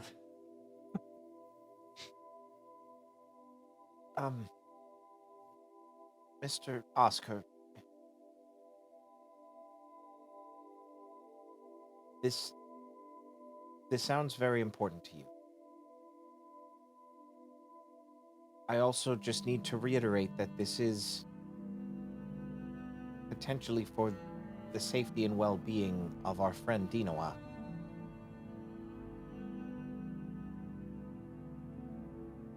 Sounds like you should get a move on. She headed east. I don't like this. And, I think Echo would just kind of shrug and kind of half-hearted smile gesture toward the door to everybody else. see what their reaction is.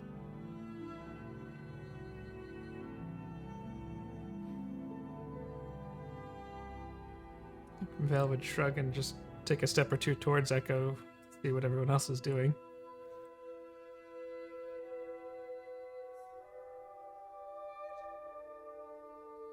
Max starts walking towards the door.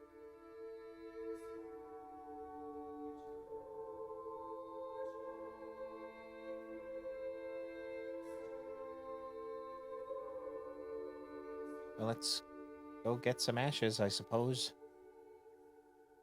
That's the spirit.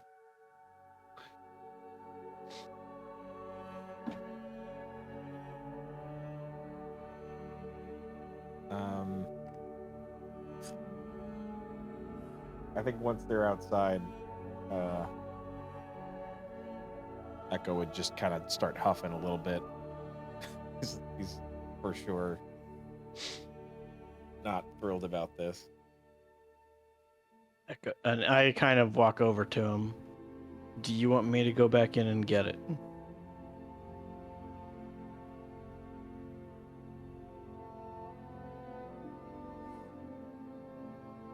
Yes, but no.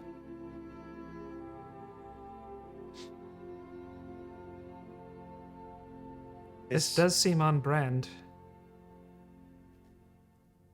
Incredibly so. But I have to be honest, while I'm not thrilled with this appears to be an honest person, a sincere person, who also has a need. I don't think that he would hold this back unless this really meant that much.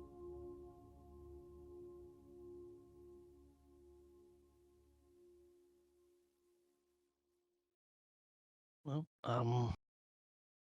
here for whatever we need to do.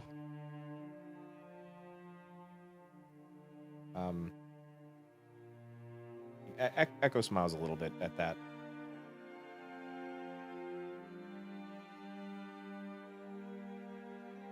Thank you.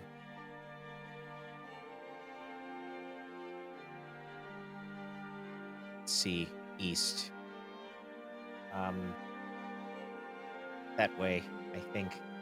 Well, from where we are right now, is there woods easily visible? I mean, I would think if he saw her run out into the woods, he probably wasn't that far from his shop, unless I was wrong. But So, the city of Bicesteel is like a city of tree houses in the woods, essentially. So Okay. yes. I just imagine twinkly lights everywhere, and I know it's daytime.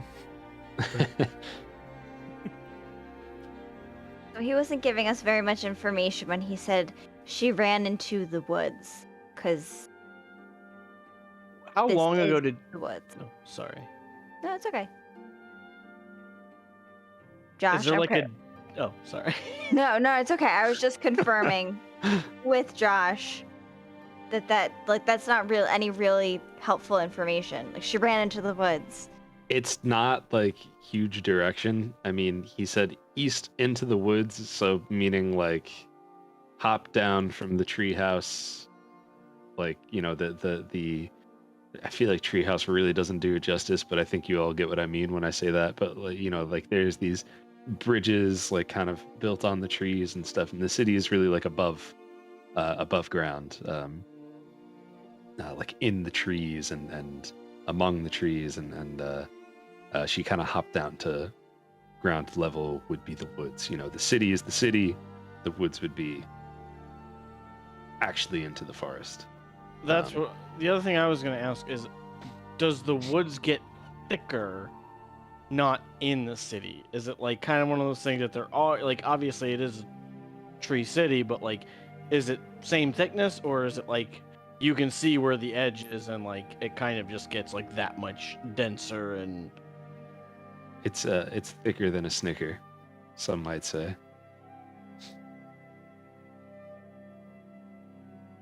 That was for Jake. But liquor is quicker. Okay. Yeah. So I'm sorry, I don't remember. How long ago did he say this got stolen, or did he not say? So it was a few days ago.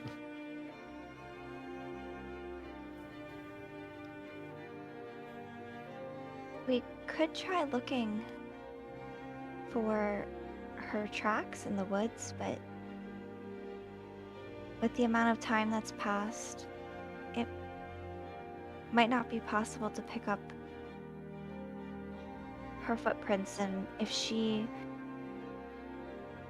was skilled at not leaving a trail, then we'll really only have that general direction to walk off into.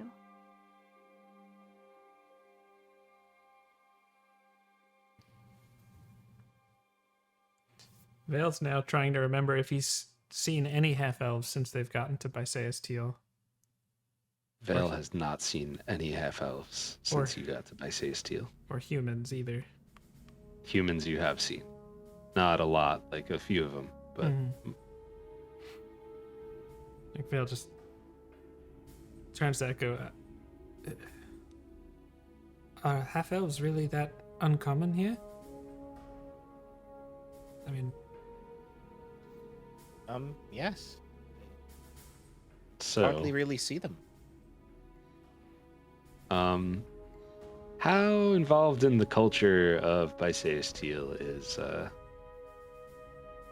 Echo? I would say probably not like.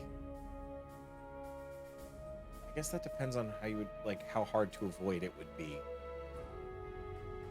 Like he would go out into the town, you know, daily for one thing or another, but not necessarily like seeing all the sights and like doing all the thing. Like I wouldn't say he was necessarily deeply rooted in the culture, but he would get as much as you could, like going out into the town on the daily. I don't know. It's kind of hard to say because most of his time was spent in the monastery, but you know, Why don't you there's always time away. why don't you roll like a d20 for me? Okay. Just a d20. I'm afraid. 13. So, the same way, like, the people of Bysaeus Teal kind of focus on weird things and, like, appearances and things like that, the elves of Bysaeus Teal are, we'll read from the book, dedicated to maintaining a tenuous grasp on their lost realm of Mulismir, and any elf who bears a non-elf child is considered a traitor to their ancient culture. So they are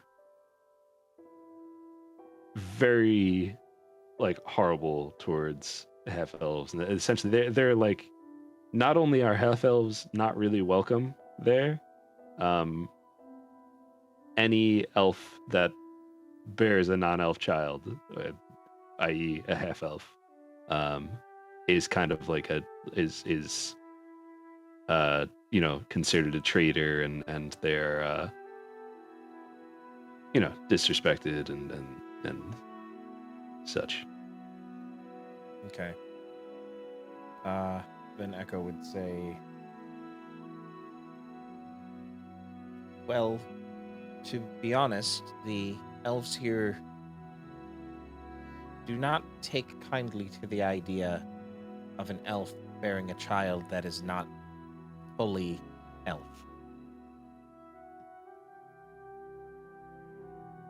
oh.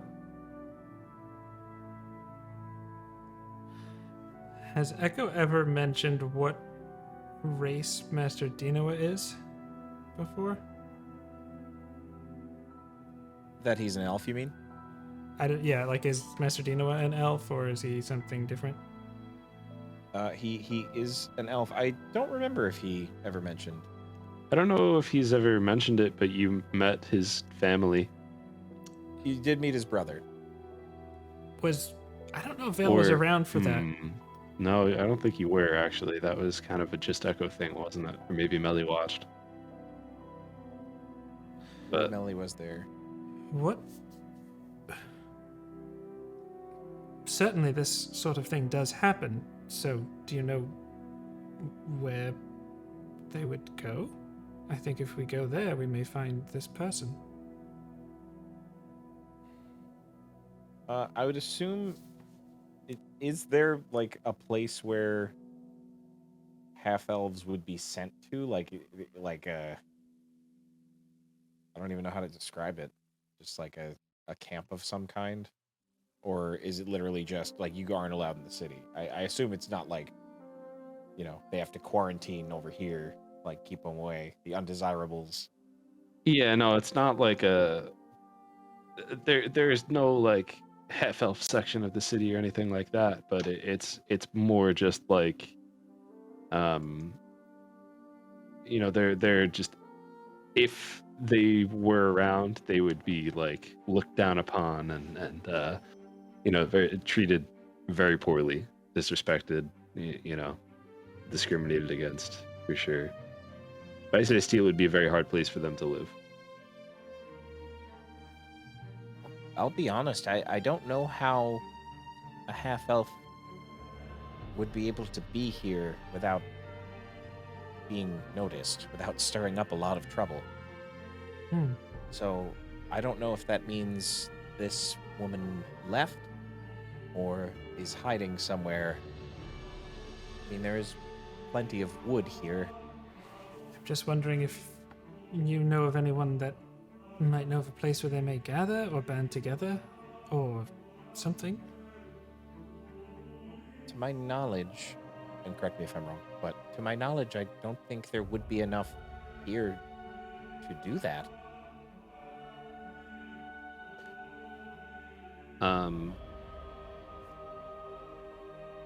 Just like Vale, I would just say, just based on Vale's knowledge of just like the Undercity, like kind of like the criminal world and that kind of thing. Oftentimes the people who live a life of crime have often been kind of pushed towards that. It especially in a place like Bysaeus Teal, it could be impossible for someone like that to live an honest life because they make it impossible for them. So just based on what you know about, I don't want to call it like that kind of behavior, like that just, if there was a criminal, some sort of syndicate or something in Bysaeus Teal, that would be a good spot to start. Yeah. All right. I don't know if Echo's mentioned his friend to us or not. I don't think he has. Actually, did he do it this episode? Actually, yes. Okay. He mentioned that he mentioned in the last episode that he might have a contact who might have more like street level information. I believe was the way he would have put it. I think I might be very interested to talk to this contact of yours. It's been some time. I think he may be worth. I think they may be worth speaking to. It just seems like a very odd thing to steal.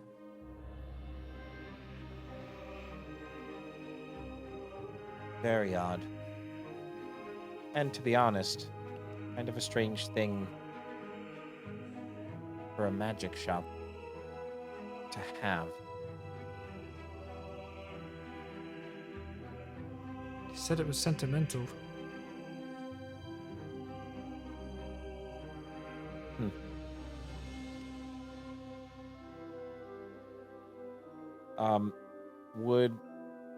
Would Echo remember where this friend of his, like where to find him, or was he more just like, I'll find you kind of thing?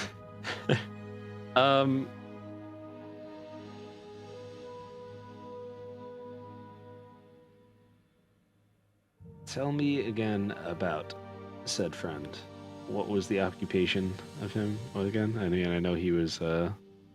So we didn't. I'll say for full transparency, we didn't flesh him out especially.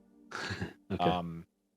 He's a grifter, and I believe what he would do, his go-to thing was like a 3-card Monte or shell game, Yeah. kind of thing.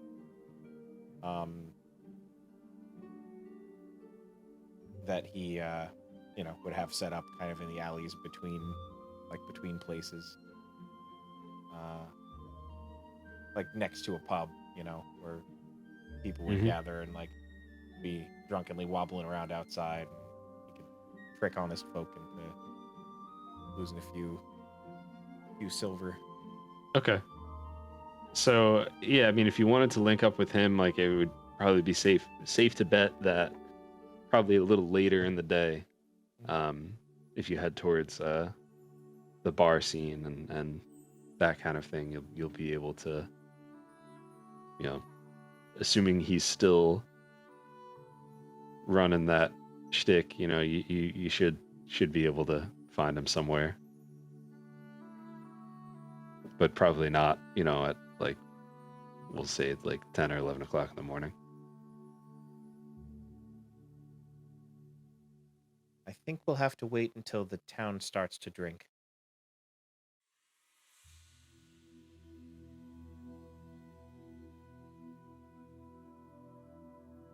It's the downside of not being in a dwarven town.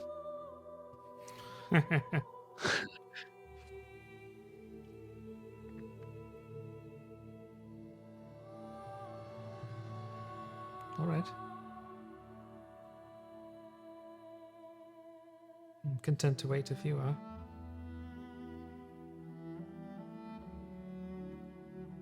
Well, I would say so, and as I mentioned earlier, there are other stores here, other tradespeople, if anyone needs anything.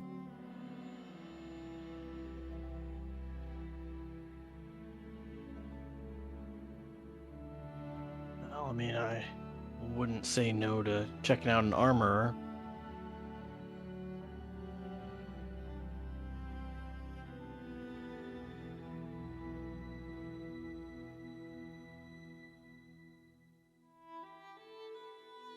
Okay.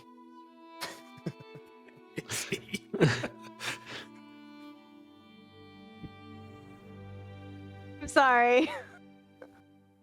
You so looked like you were gonna say something. I was going to. Oh.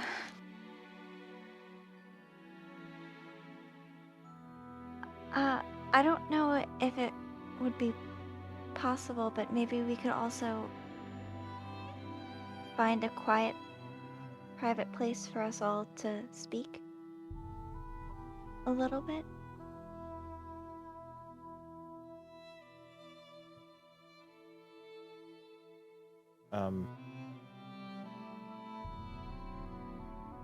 Yeah, I think Echo would probably nod a little. I think a little surprised in a way, almost like forgetting what we've been dealing with.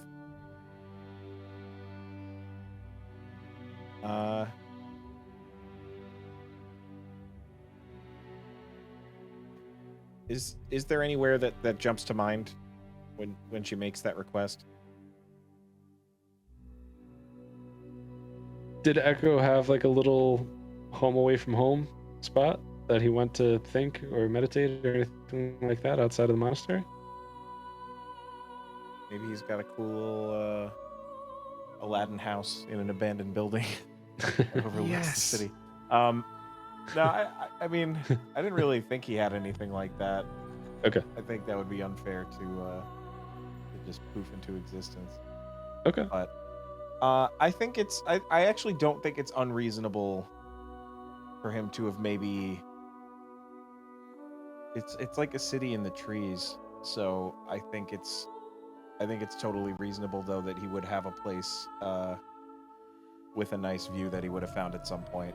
Maybe even on like the roof of the monastery or Yeah. something like that.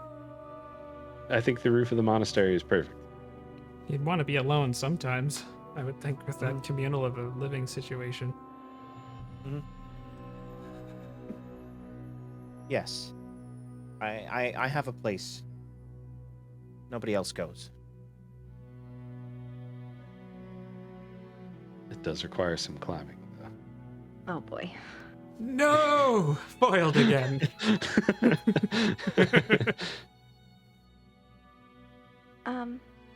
Well, as long as everyone is feeling like talking, we could go to the shops and then visit this place.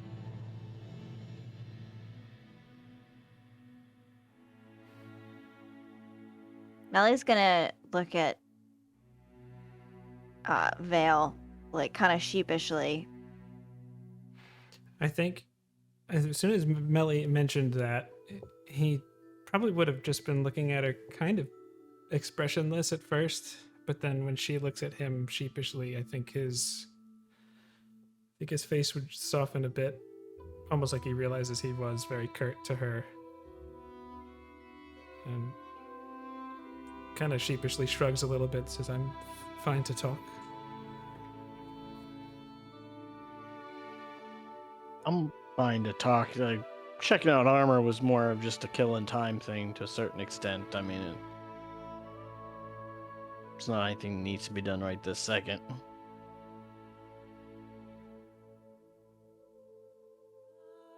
Okay, so should we talk first and then shop to see how much time we have left?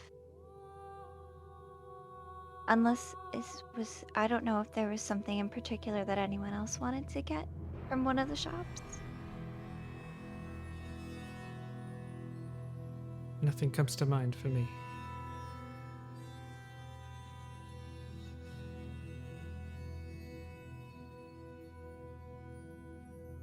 Agreed.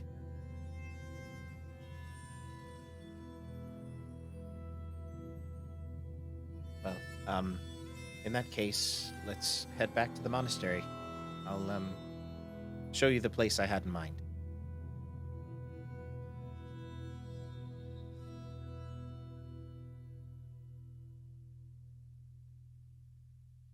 Episode Mel- 44.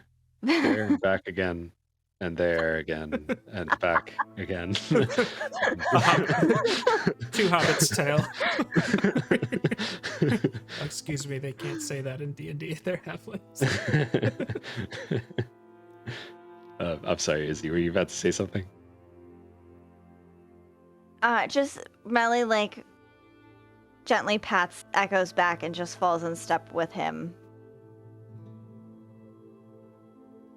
I think Vale would just meet Mac's gaze there for a moment too, kind of like, oh boy. When you see that, like, you kind of see my jaw set just a little bit, and I give you a little bit of a nod back. I think Vale looks uncomfortable but nods back.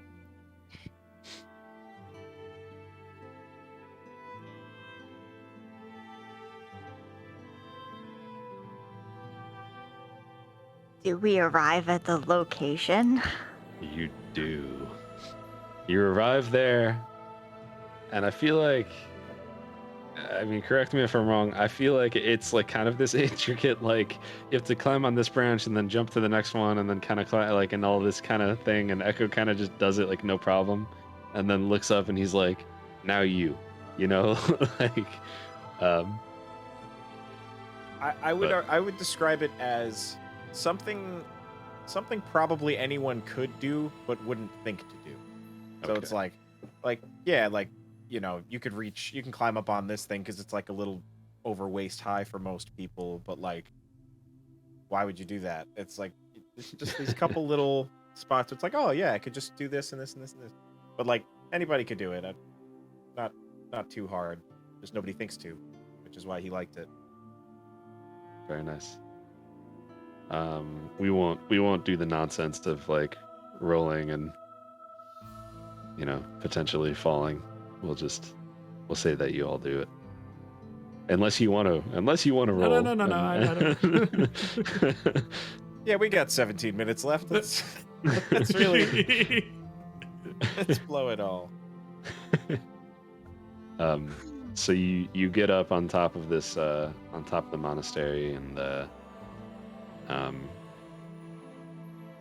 Echo, what does it look like? So sometimes when you look, if you're like under a canopy of trees, I don't know how often you've gotten to have this experience, or like during the winter time, you're under a bunch of trees and you look up and you're somehow in this exact right position where all of the branches have formed around like this little spot that you can see straight up into the sky. You know what I mean? Like it almost looks like it's this perfect sort of tapestry forming into a little view, like a little viewport. So it's like that, but looking down into the central square of the city. So you just kind of see all the people like just going about their business, but there's something very peaceful about it because it's you're high up, it's not as loud, and you can just kind of watch it, and it's almost like watching an anthill. You see them all doing their thing, and there's just something kind of calming about it. So just a little spot you can see right through down into the city. That's what you get. Sounds really cool. Does sound very cool. Thank you.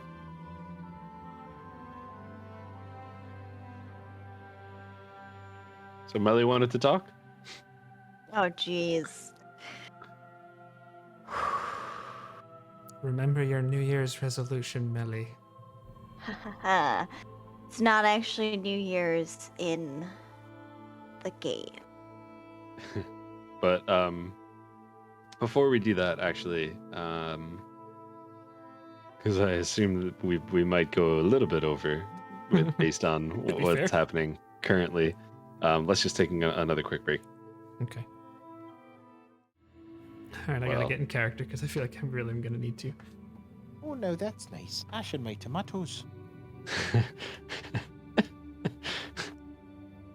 All right. So, I guess some roleplay reminders for everyone. Mac just assassinated a political leader.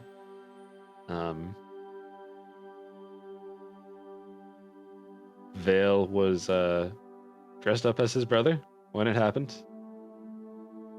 Echo and Melly said they wanted nothing to do with it, accidentally got involved, went in to fix it, and it didn't work. Echo believed that it was his fault that it didn't work. Don't know if he shared that with anyone yet. I don't think he did. And no, he did. He did. Oh, yeah. Yes, It's yes, not he your did. fault, scene. Yes, I know. I remember that now. And yeah, guess you kids have fun.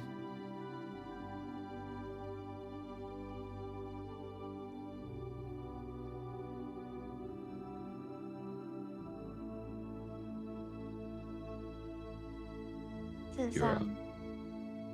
some view.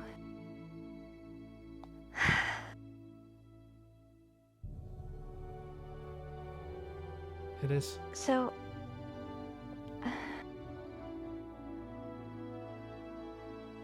I don't know if everyone else has been feeling this way, but I feel like there's a lot that I've wanted to speak with each of you about, and everyone ends up hearing what I have to say, and sometimes it's not at the same point in time. And it hasn't been sitting right with me, and I don't know if anyone else has anything that they feel like they need to speak with everyone about, but I wanted to have a conversation together, because I don't want there to be any distrust between us, or feeling like I've been withholding things from each of you. So, one of the things that I'm able to do, and it's each of your choices if you choose to agree to it or not, but there's an ability where we can all bear honestly to each other, and we'll know that no one is lying. It's your choice if you want to be included in it, but I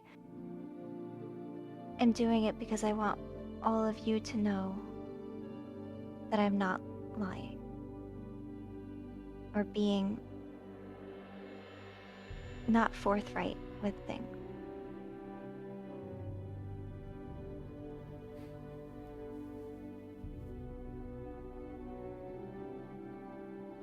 So I'm going to go ahead and do that now, and then just say everything that I have to say. Before you do, I would just say, don't ask any questions that you don't want an honest answer to. And he just makes eye contact with all three of you, lingering mostly on Echo and Melly, but...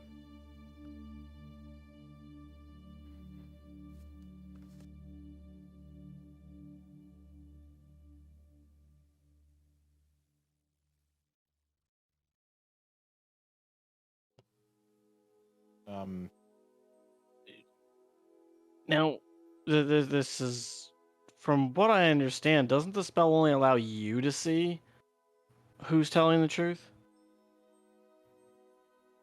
Yes, but the reason that Melly is telling everyone is to be upfront and honest about it. Like, everyone can choose to believe whether Melly is telling the truth or not, but her whole point behind it is that she doesn't want to withhold anything. But we wouldn't be able to tell if you were telling the truth.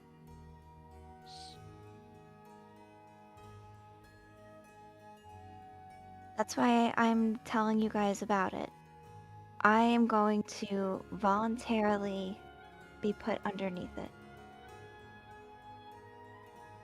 And you can choose to trust me or not. Or if you guys don't feel comfortable with it, I don't have to do that. I have nothing to hide. You can cast it on me.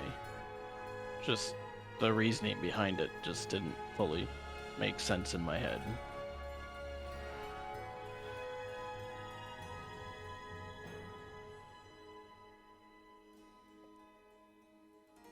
Alright, so Melly's gonna go ahead and cast Zone of Truth. What does that look like?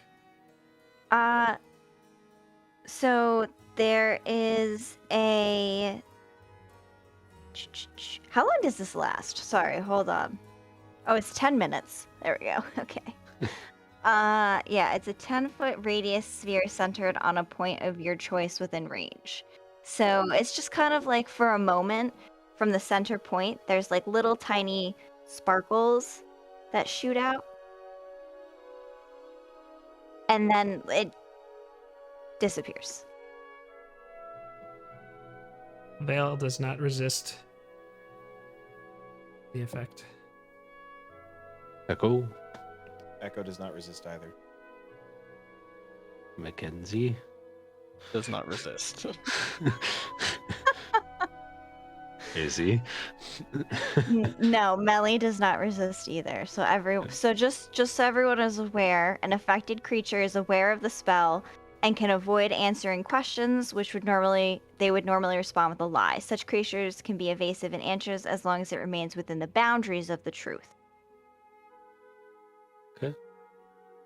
So no lying, but deflecting, choosing not to answer, answering questions with another question. Totally okay. You kids have fun.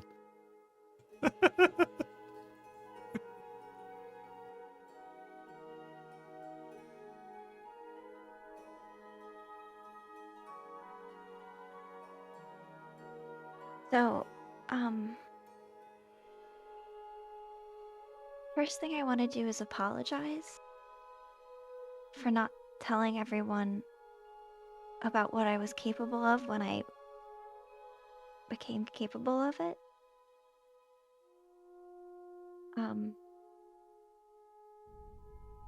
The ability to bring people back from the dead.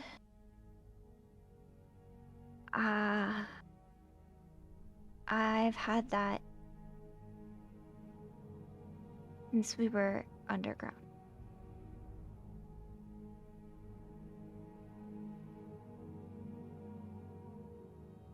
The reason I didn't say anything was because I was hoping that in not saying something, maybe everyone would continue to be very careful with their actions, and I don't want anyone to be more reckless just because it is something that I can do. Because it's a very specific set of circumstances.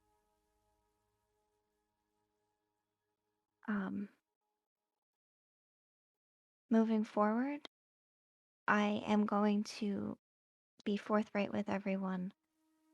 Just that way you can know what to expect and know where and how you can rely on me.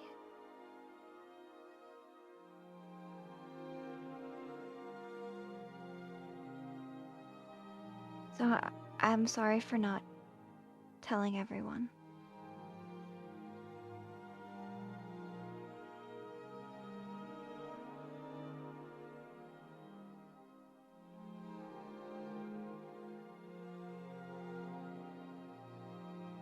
I think your intentions were noble.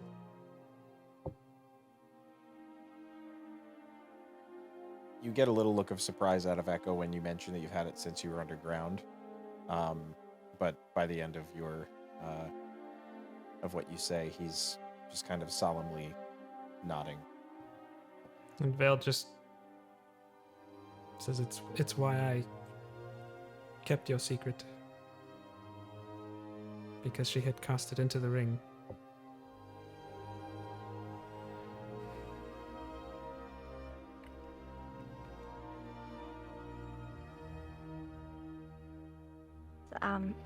That's the other thing is I did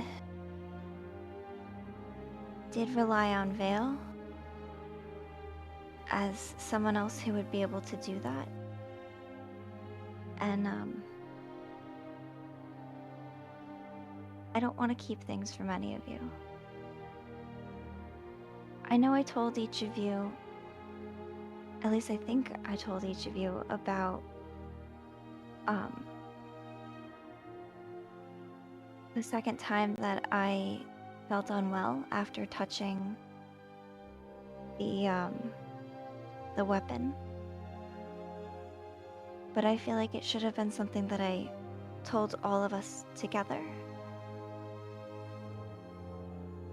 rather than alone.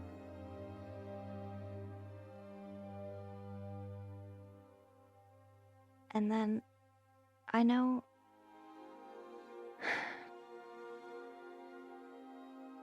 I know more recently, Mac, I didn't have your back. And I know that we come from two very different places, but I feel like everything got so messed up because we weren't together as a group.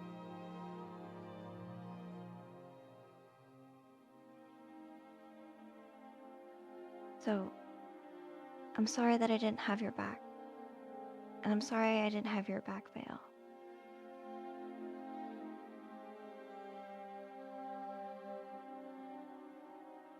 I think Vale's jaw clenches. Just uncomfortably looks at the ground.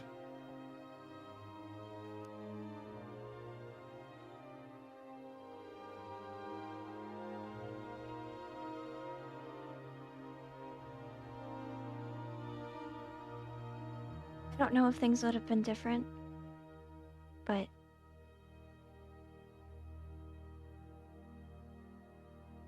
we'll never know.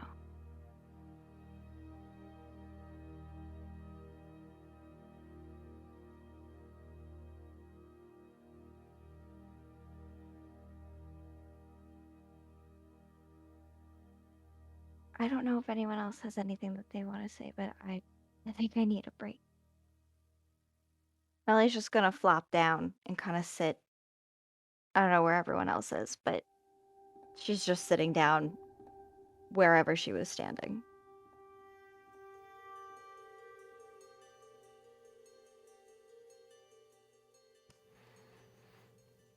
I think Vale sits down, crisscross applesauce. Still looks upset, but he's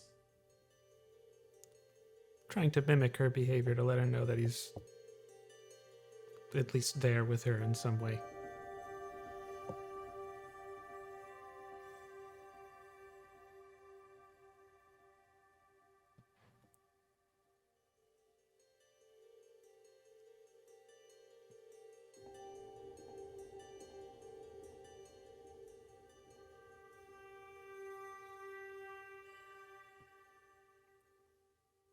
I don't really know what to say either. I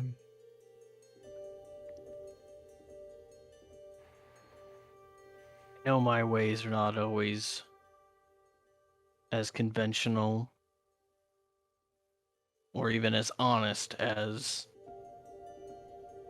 everyone else.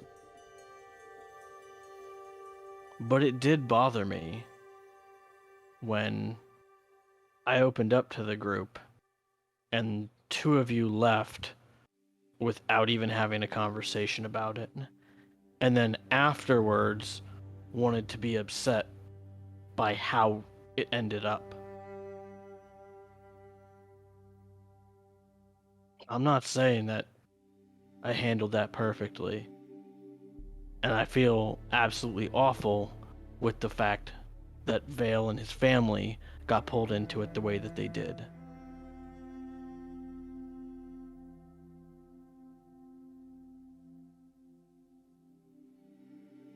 I don't know what to do to make that portion right. But I am thankful that he was there.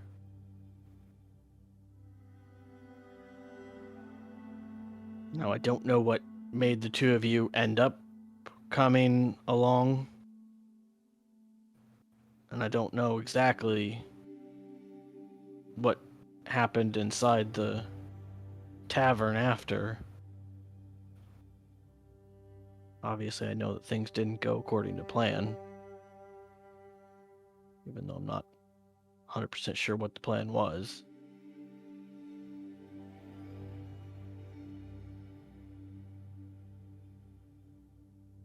I accept your apology for that, Melly.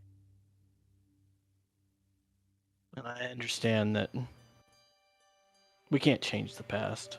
What we can do is work from here forward.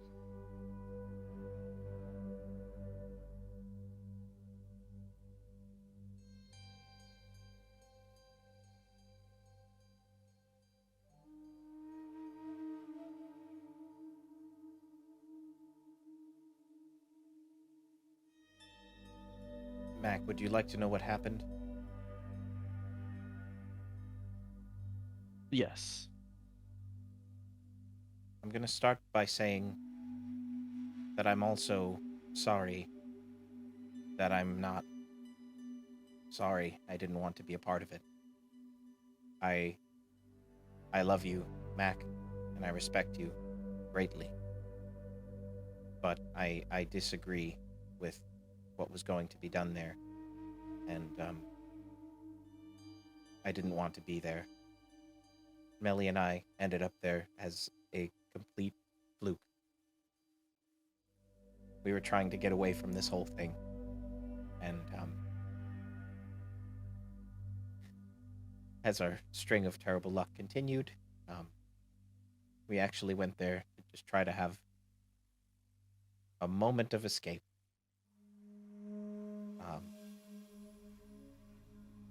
But the plan was that you would do what you needed to do, and with Melly's spell cast into the ring, we could bring him back, hoping that the attempted, technically completed assassination would be enough.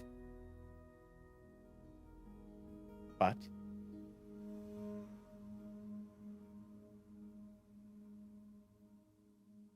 he was killed, and we got to the room and cast the spell. Nothing.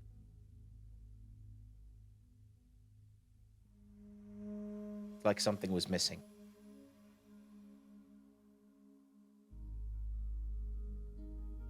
Like something should have come back that wasn't there. I don't know enough about magic to know what that was, but it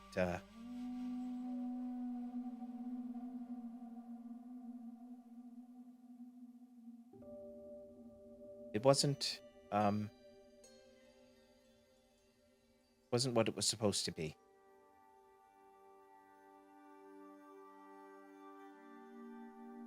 So, while I'm sorry I didn't support you, and I do mean that. I am sorry. I wish I wasn't there.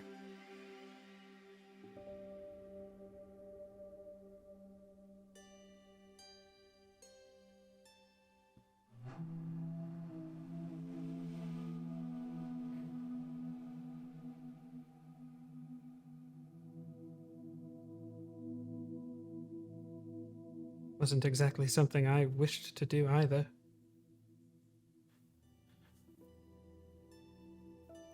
I believe I betrayed my entire people and my family, plunging them into a war that they wanted nothing to do with.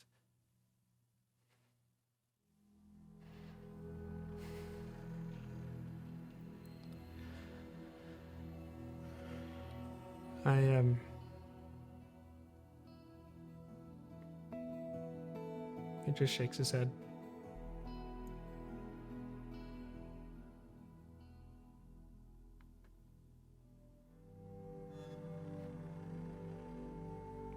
Just shrugs and shakes his head again.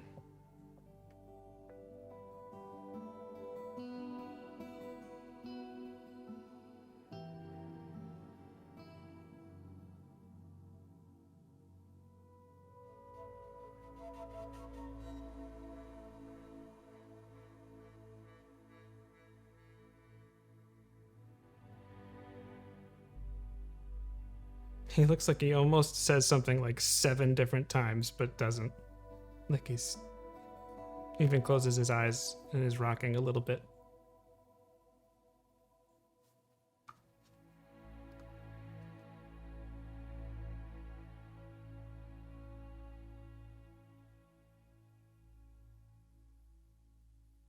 It's underwhelming to say, but Bill and Mac are already aware of this. Echo, I gave the sending stone to Carrick before we went into the transportation circle. Just quick aside. Echo did see her. I believe he did see her put something.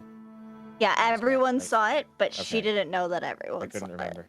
So yeah, his response to that is, so that's what that was. it.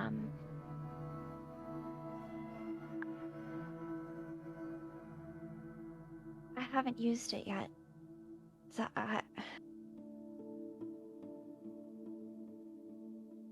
the state in which everything was left, I don't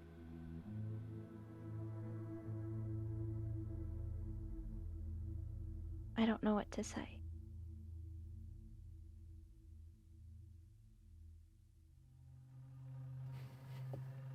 Would any of you blame me if after we find Master Dinoa, I went to try and make it right?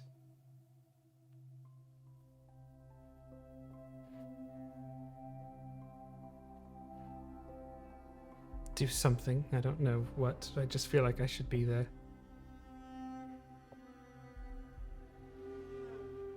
There's only one person that can make it right.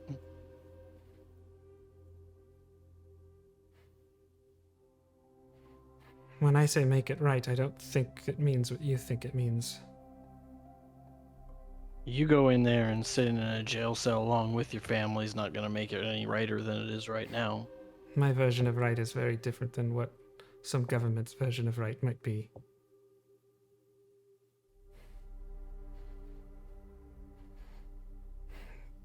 Clear my brother's name.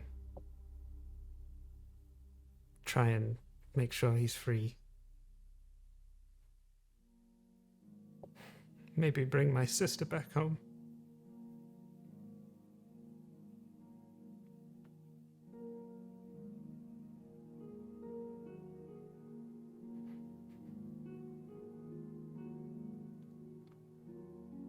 If anyone is curious, it is just pure guilt pouring out of him right now.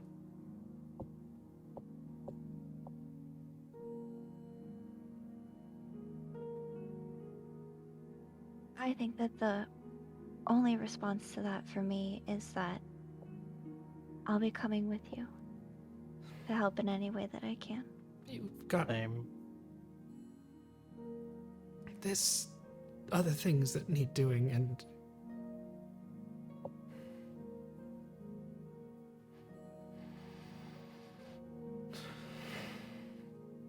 He starts to cry a little bit. Quietly, but... I just thought... I've never felt so alone than I do, or I have this last day. Never in my whole life.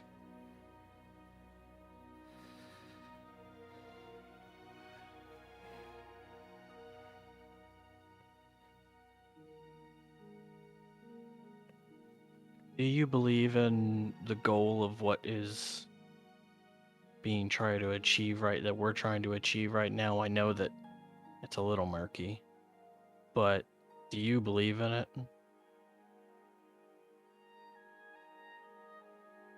What are we trying to achieve?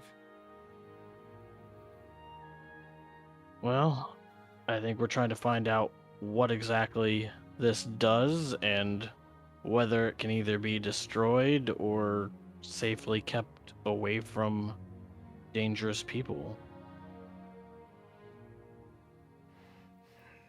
Vale's eyes just kind of look at you and say, and who are the dangerous people?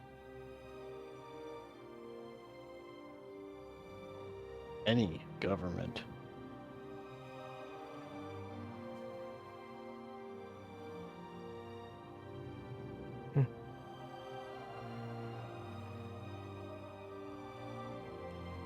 But most definitely the Dwendalians.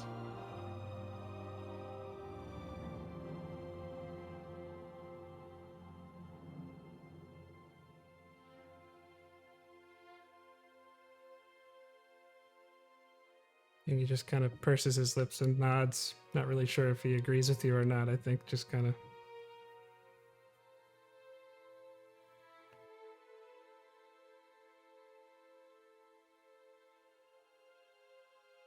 I know that our priorities have shifted so many times that it's almost hard to believe that this has all been one cohesive journey. But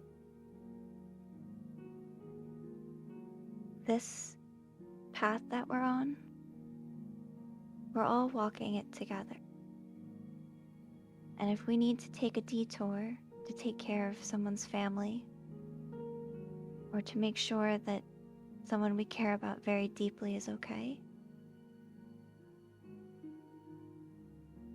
I think that's just as important as destroying or keeping whatever this is out of the hands of people who would use it to harm others.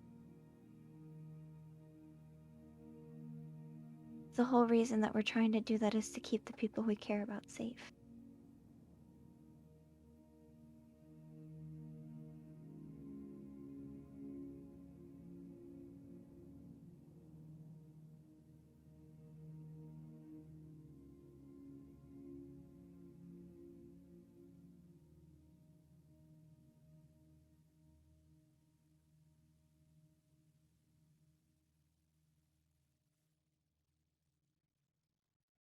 I understand you may feel like you have to do what you have to do, Vale.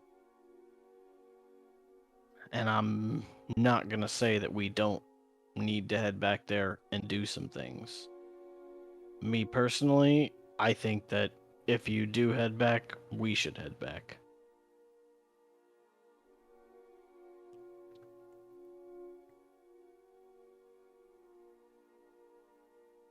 Because as many decisions has been made in this group, I don't think we can get where we need to go without your guidance.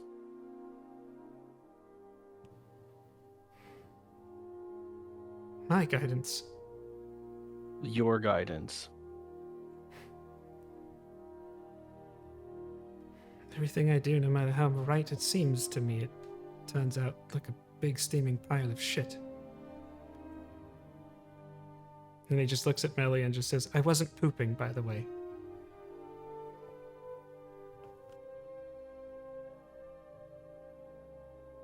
Melly will crack a smile at that.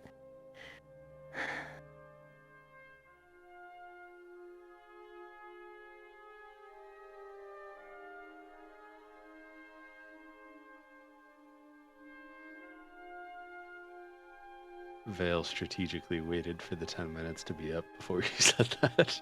You bastard!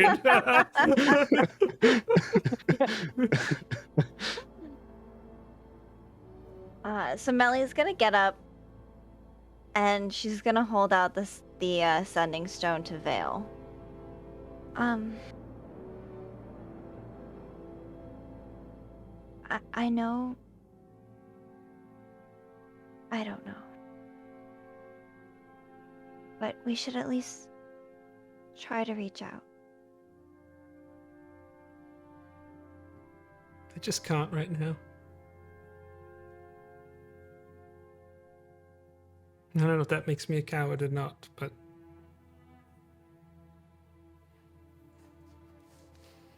Would you rather one of us do it?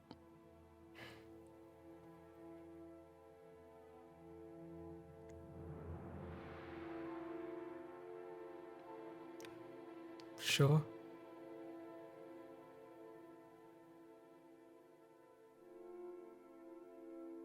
And it doesn't make you a coward.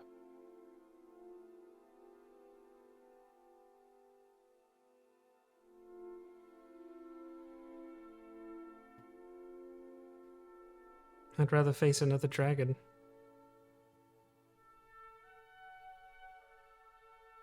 The fact that you can say another dragon says that you are not a coward.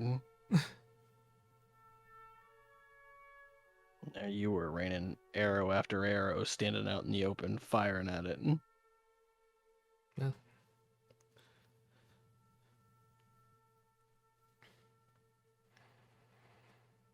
I don't like it when something threatens my friends.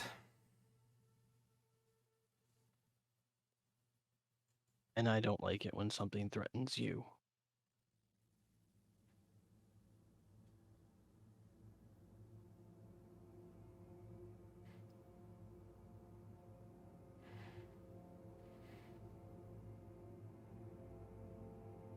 Another tear just comes down his eye.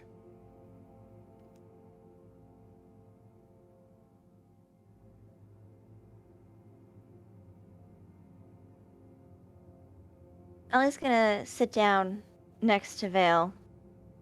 Not like right next to him, but like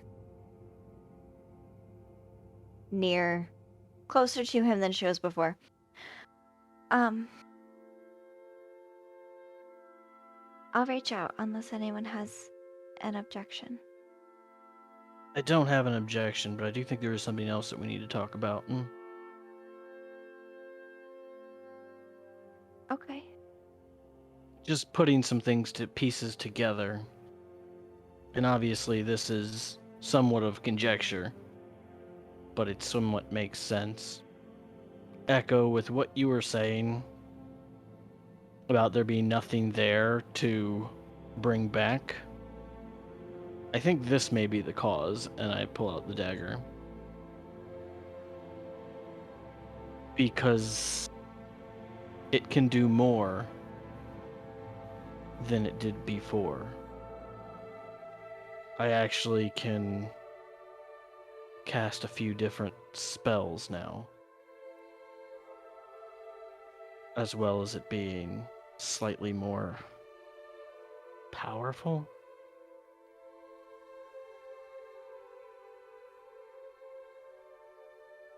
Mac, what are you saying? I don't know. I mean, I don't know if it absorbed life force or you have to understand, I am not someone that has dealt in magic, so like I'm just, with you saying that, it kind of just made me realize that that was at the same, when it grew more powerful, and maybe that's why there wasn't anything there to draw on.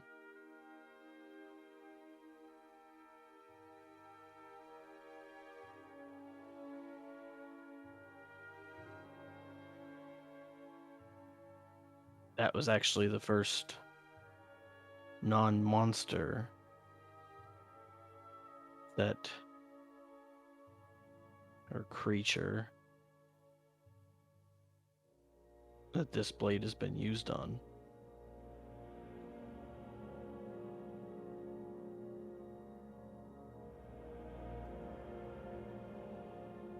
Do you still talk to it?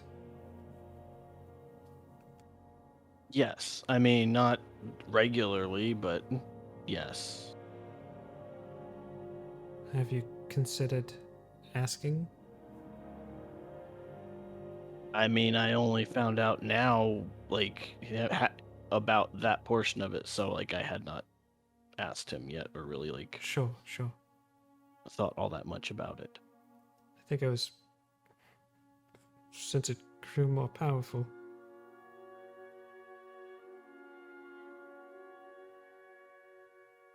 I mean, it was happy. I think But Val it closes his always- eyes like... Kind of always wants me to be in fights.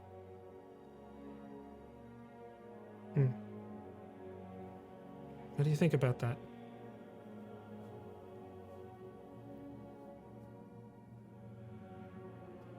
Is that question directed to Mac? Yes. Okay.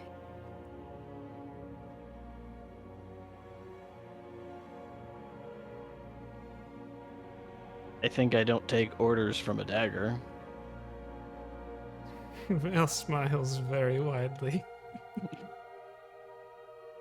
I know the feeling. And I mean, I can't say that its properties aren't very useful in our endeavors, but it is definitely something to keep an eye on. I know that feeling too.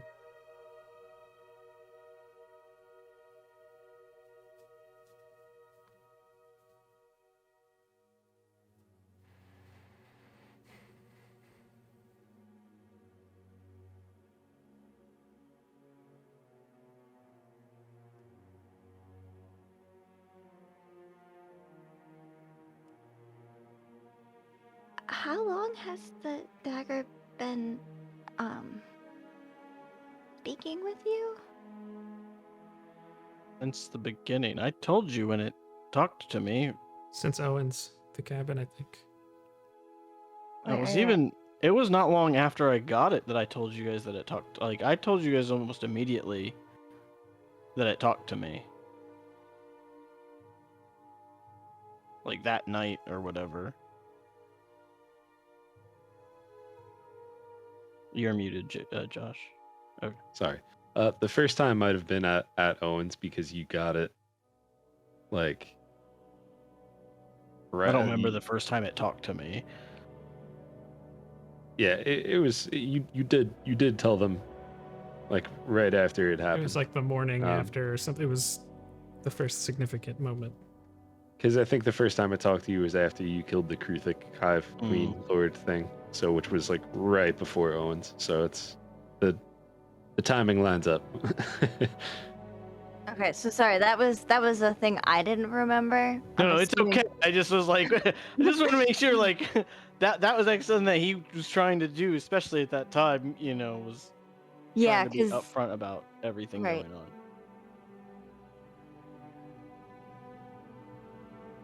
oh man,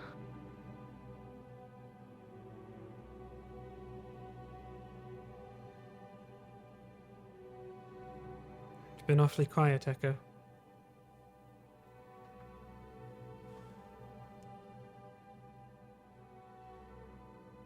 I worry.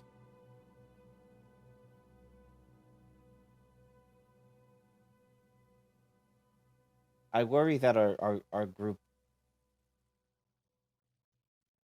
has grown to 7.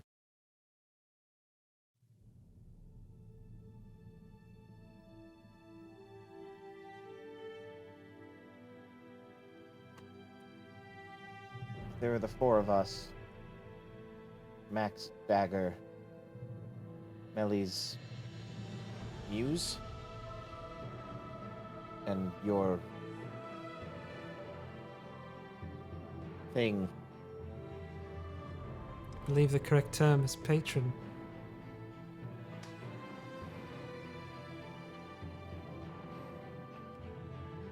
It's not my place to say. I have no experience with these things, and it just concerns me is all. I'm not really sure what to say.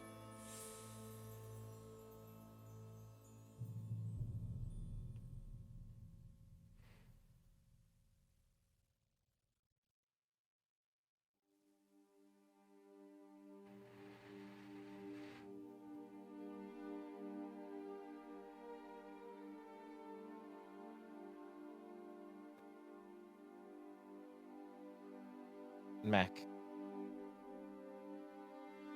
just by what you said, I assume that this is the case, but I still need to ask. You didn't know, did you? No, not at all.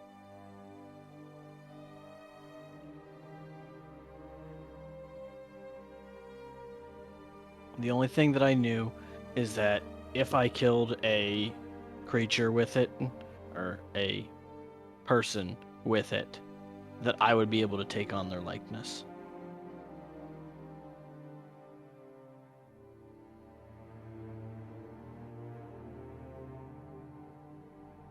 Okay. Because if we're being honest, if you did, it'd be a really cruel thing. I would have used a different blade.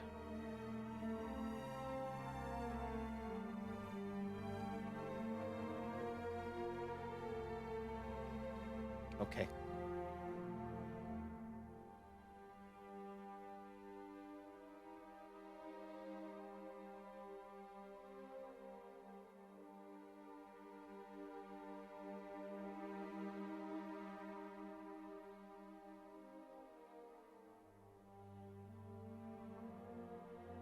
And I also want to mention one more thing.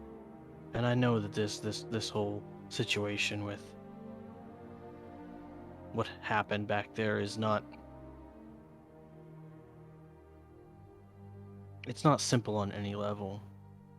But I want you to know, I don't see myself as a judge, jury, and executioner. For me, I was the executioner on something that my government had judged and juried.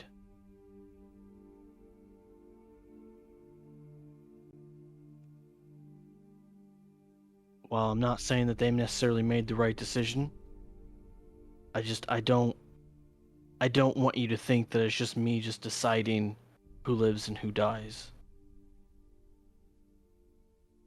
Even though sometimes in war, we have to, that wasn't even the case in this situation.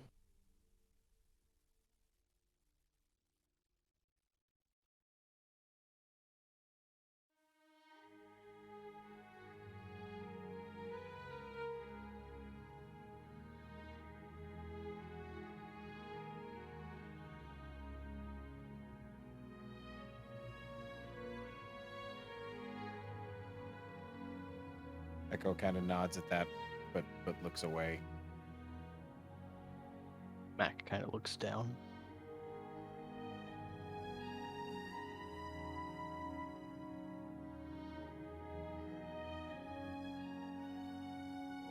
DM, how much time has passed? It's probably like a half hour, 40 minutes, something like that. Oof, that's it? Okay. So what time is it now? Because I don't remember what time. Like 11:30, 11 o'clock, something like that in the morning. Okay.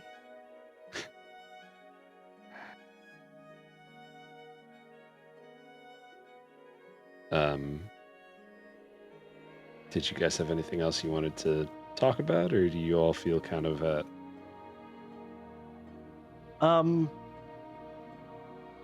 Mac does. Okay.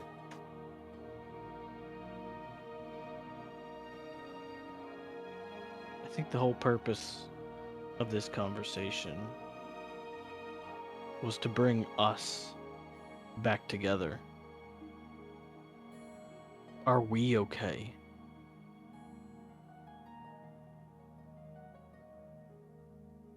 And Matt kind of just like looks at everybody, you know, like, and like you can tell that he's moving not just his eyes but his whole head as he tracks over everyone.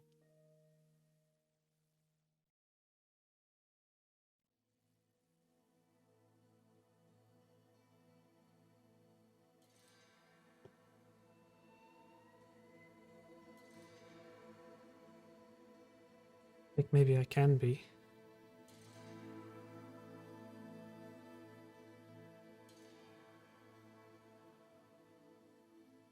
I look at Vale.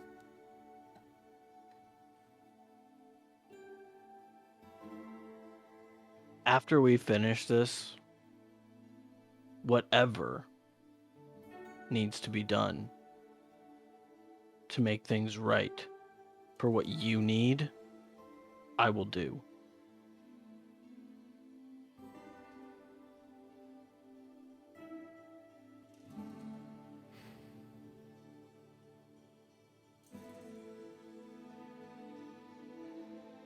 Thank you.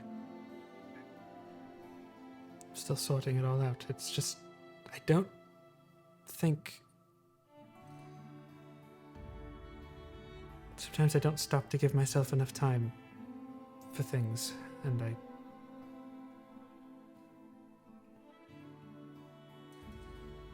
feel like no matter what I do, I'm running from something, and I just feel rather trapped.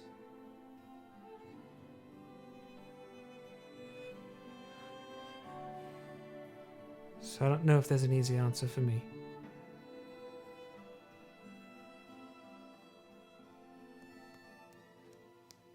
But I will say this.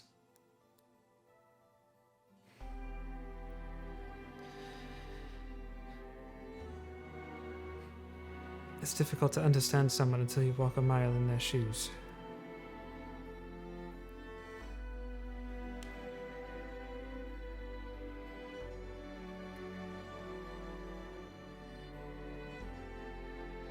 That's pretty much all I'll say.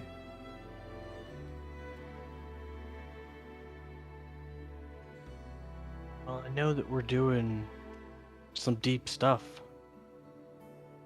but I want us to all feel like the family that we are.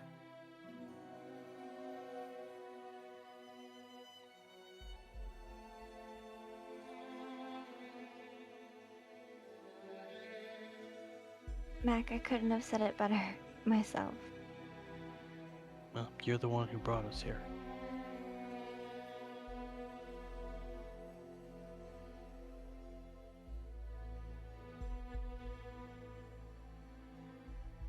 It just felt very long overdue.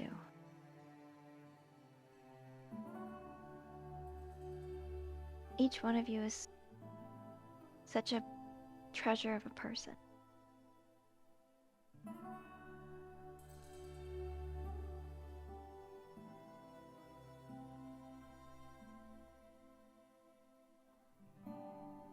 Whatever needs to make things right, I'll be there with both of you.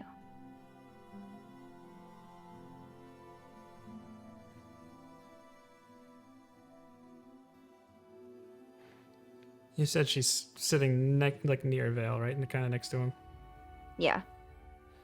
I think he just takes her hand and kind of does what Oscar did a little bit with Bo. She says, that means more to me than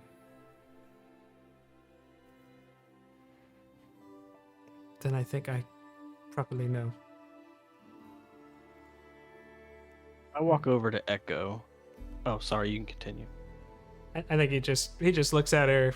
Just it's probably only been a handful of times when he doesn't seem like he's all business. You know, he's got that very like analytical mind, but it's like pure emotion just looking back at you from those teal eyes.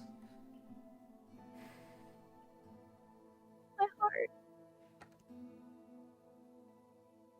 Melia's face is just completely like soft, understanding in her eyes, like just meeting his gaze and not, there's no malice or hardness or anything like that.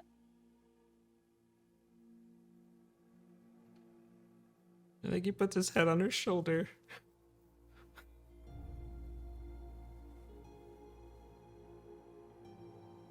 Melia lean her head over too.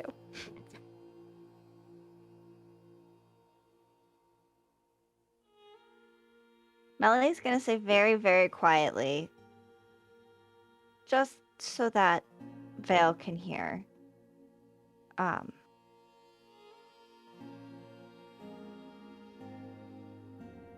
We'll find her.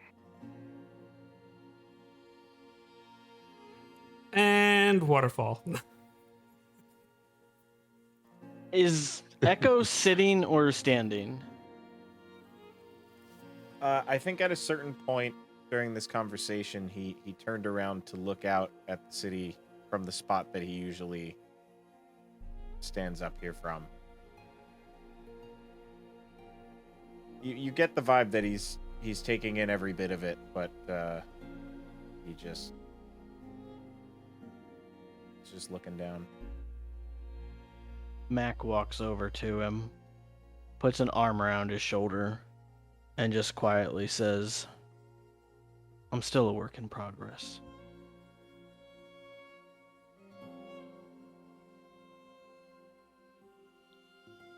Me too. We all are. What's important is that we keep working. And he'll turn around and give him a little hug. Mac hugs him back. I meant what I said, Mac. I love you, and I'm sorry. Just sometimes we have to make choices, and I made No, mine. I didn't understand what happened. I didn't know you were there by accident. I thought you had then decided to come and help, and then was upset that it was a bad plan or something of that nature. I didn't realize. Like I said, even from the beginning, if it wasn't something you were okay with, I didn't want you to do something you didn't want to. And I do mean that. I just thought that then you were upset that the plan was bad, and it was like, but you guys weren't there for the plan. In a way, I wish. But it's all right. It's all right. We'll push on. We'll do it together. We will. It is a beautiful view, though. I understand why you came up here. It's the right place to go through things in your head.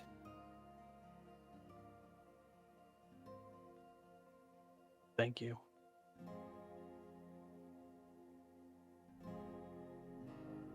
He'll nod and I think just turn back and take in the view for another minute.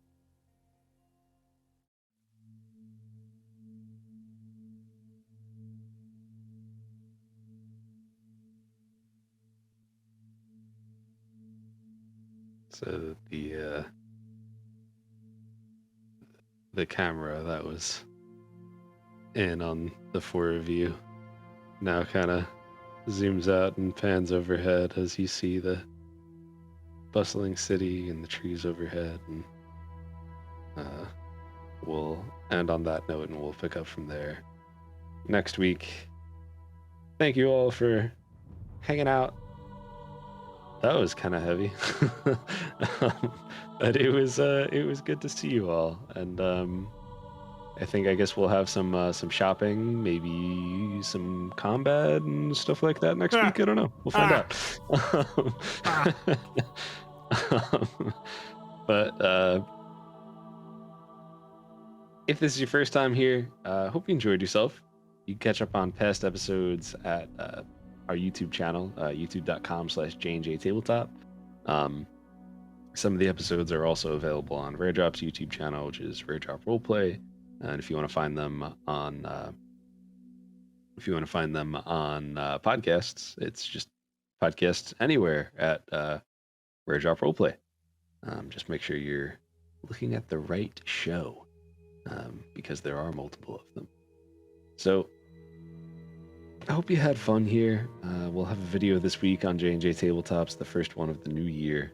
So just do command JnJ and chat. We're JnJ and chat. We are youtube.com/JnJtabletop and twitch.tv/JnJtabletop. Hope to see you soon. Be sure to check out itsevbo and Mr. Yoda_I_am. And we'll see you on the next one. Thank you, everybody. Have a good night.